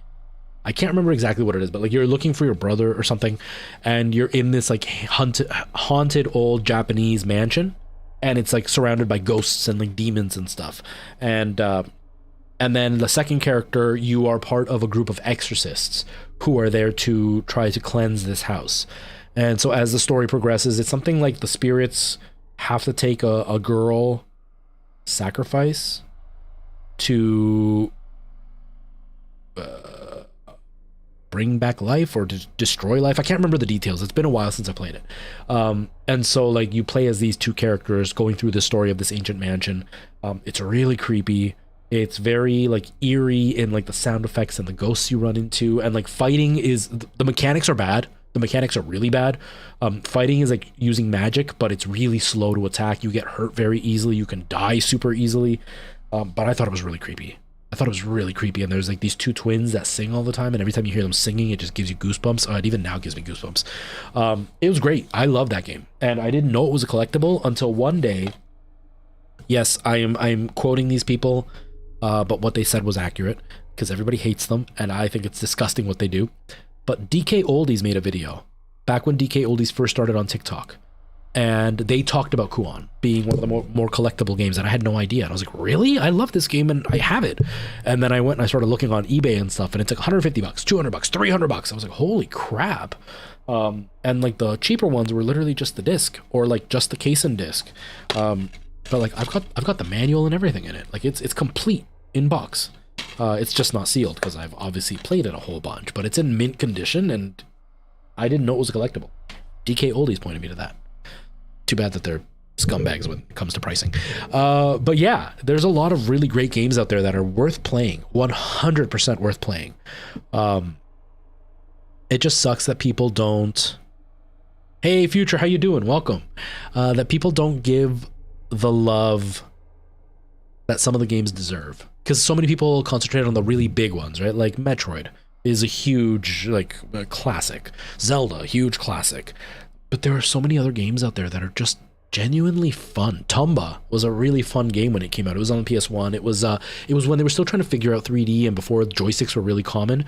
And it was a side-scrolling platformer, but the way that it worked is that everything was 3D on screen, and it would follow you, but then like the screen would also like rotate, so it felt like you were moving around. That was a really fun game back in the day. I'm trying to think of other games that I've played. There's a lot of really fun games out there that people missed out on 100%. Vikings. What's it called? Is it just Vikings? I can't remember what they're called. Oh man, Lost Vikings. Lost Vikings on the SNES. Who made Lost Vikings?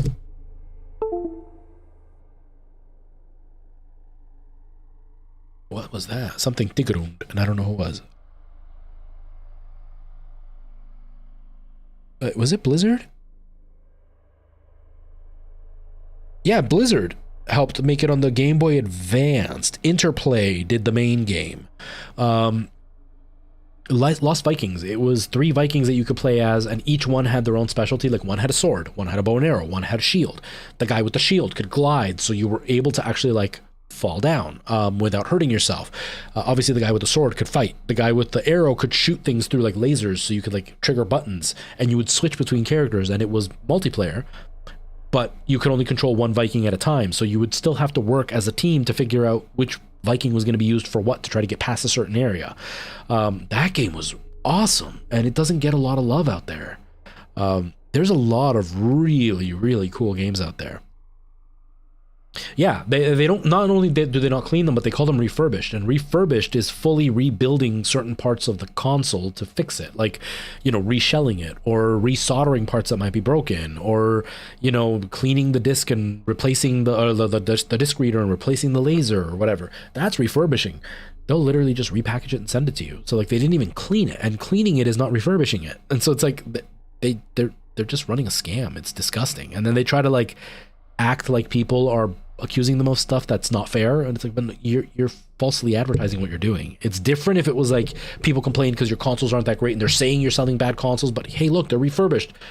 But people are opening them, there's like dust bunnies in them. A refurb would not have any dust bunnies because it would be fully taken apart and fixed. They're kind of gross with what they do. But yeah, there's a lot of really cool classic games out there, a lot of them, and that's why I started my collection, because I wanted the games I grew up playing. Everybody talks about Turtles in Time, and everybody talks about the first NES Turtles game.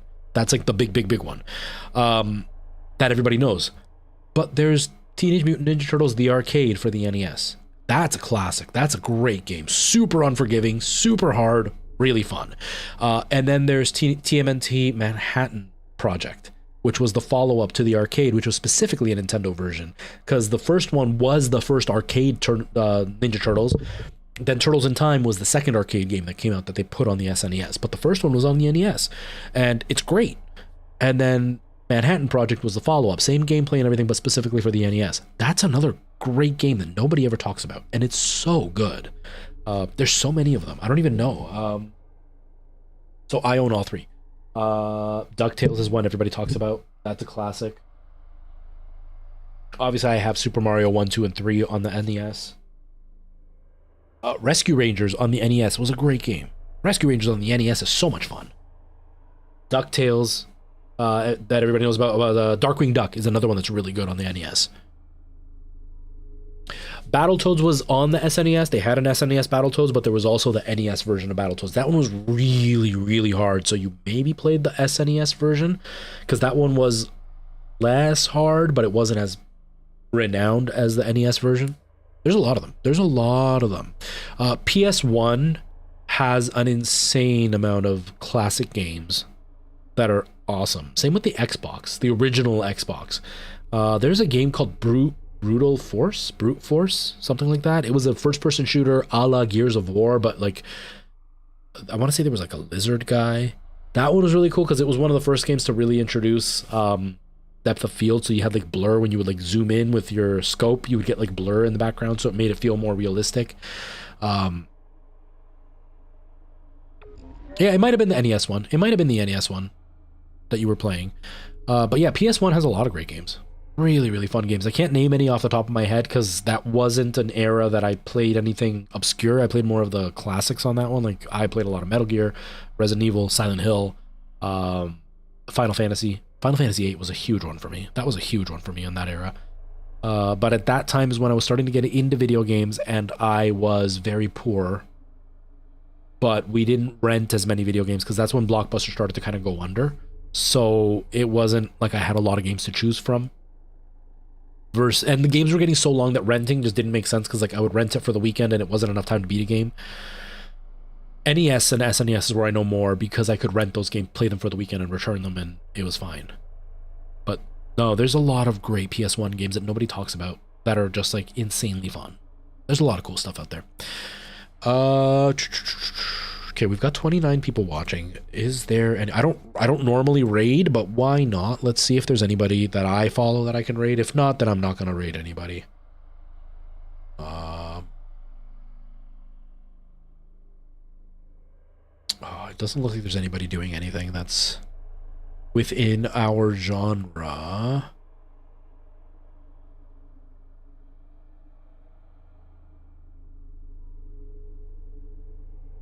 There's a stupid ad, so I can't see it. Yeah. No, there's nothing. I think we're going to leave it. I feel like a jerk kind of leaving it, but we're going to leave it. I'm talking to TikTok. I mean, I'm talking to Twitch in particular, everybody. I think we're just going to leave it. Because I even think the 30 people that are watching, most of them are probably, like, they have the tab open and they've just kind of wandered off and they've just been passed on raid from raid. Yeah, I really don't see anybody doing anything. Nobody that I follow, and I don't really want to watch somebody to see if they're kind of in vibe with what we're doing. The one person I have live that I follow is not playing anything near what we're doing. So I think I'm just going to leave it for the time being. All right, everybody, I'm going to get out of here. I'm going to stream tomorrow. I will see you tomorrow for some more Elden Ring. It'll be, for people in Europe, it's going to be in like 12 hours, less, 11 hours, 10 hours. So 2 streams in one day for people in Europe. For people not in Europe, it'll be tomorrow in the afternoon. Thank you so much all for being here. I really appreciate you all hanging out. You were all awesome. I had a really, really fun stream, even though I like talked a whole lot, didn't do a whole lot. But yeah, thank you so much for being here. TikTok, have yourselves a great day. Thank you for hanging out, and I will see you soon. Okay, TikTok is off, I think. Let me just turn it off on their website because I always forget, and then it ends up just not like shutting off, and then I'm like trying to watch TikTok and it keeps telling me I'm live. And Dakota, thank you for hanging out and chatting. Anybody who is still on YouTube and Twitch, thank you for being here. I really appreciate it. Sorry I'm not going on a raid. Like I said, I don't really raid anymore, and the people that I'm following, there's nobody on. They're all off because everybody that I follow was at a different time span when I used to stream at that time. But yes, thank you all for being here. I really appreciate you all hanging out, having a great time with me, hopefully. And I will see you again. We'll continue with some more Dead Space next week, and I'll see you for some Elden Ring tomorrow. Have a good night. Lots of love. Thank you very much.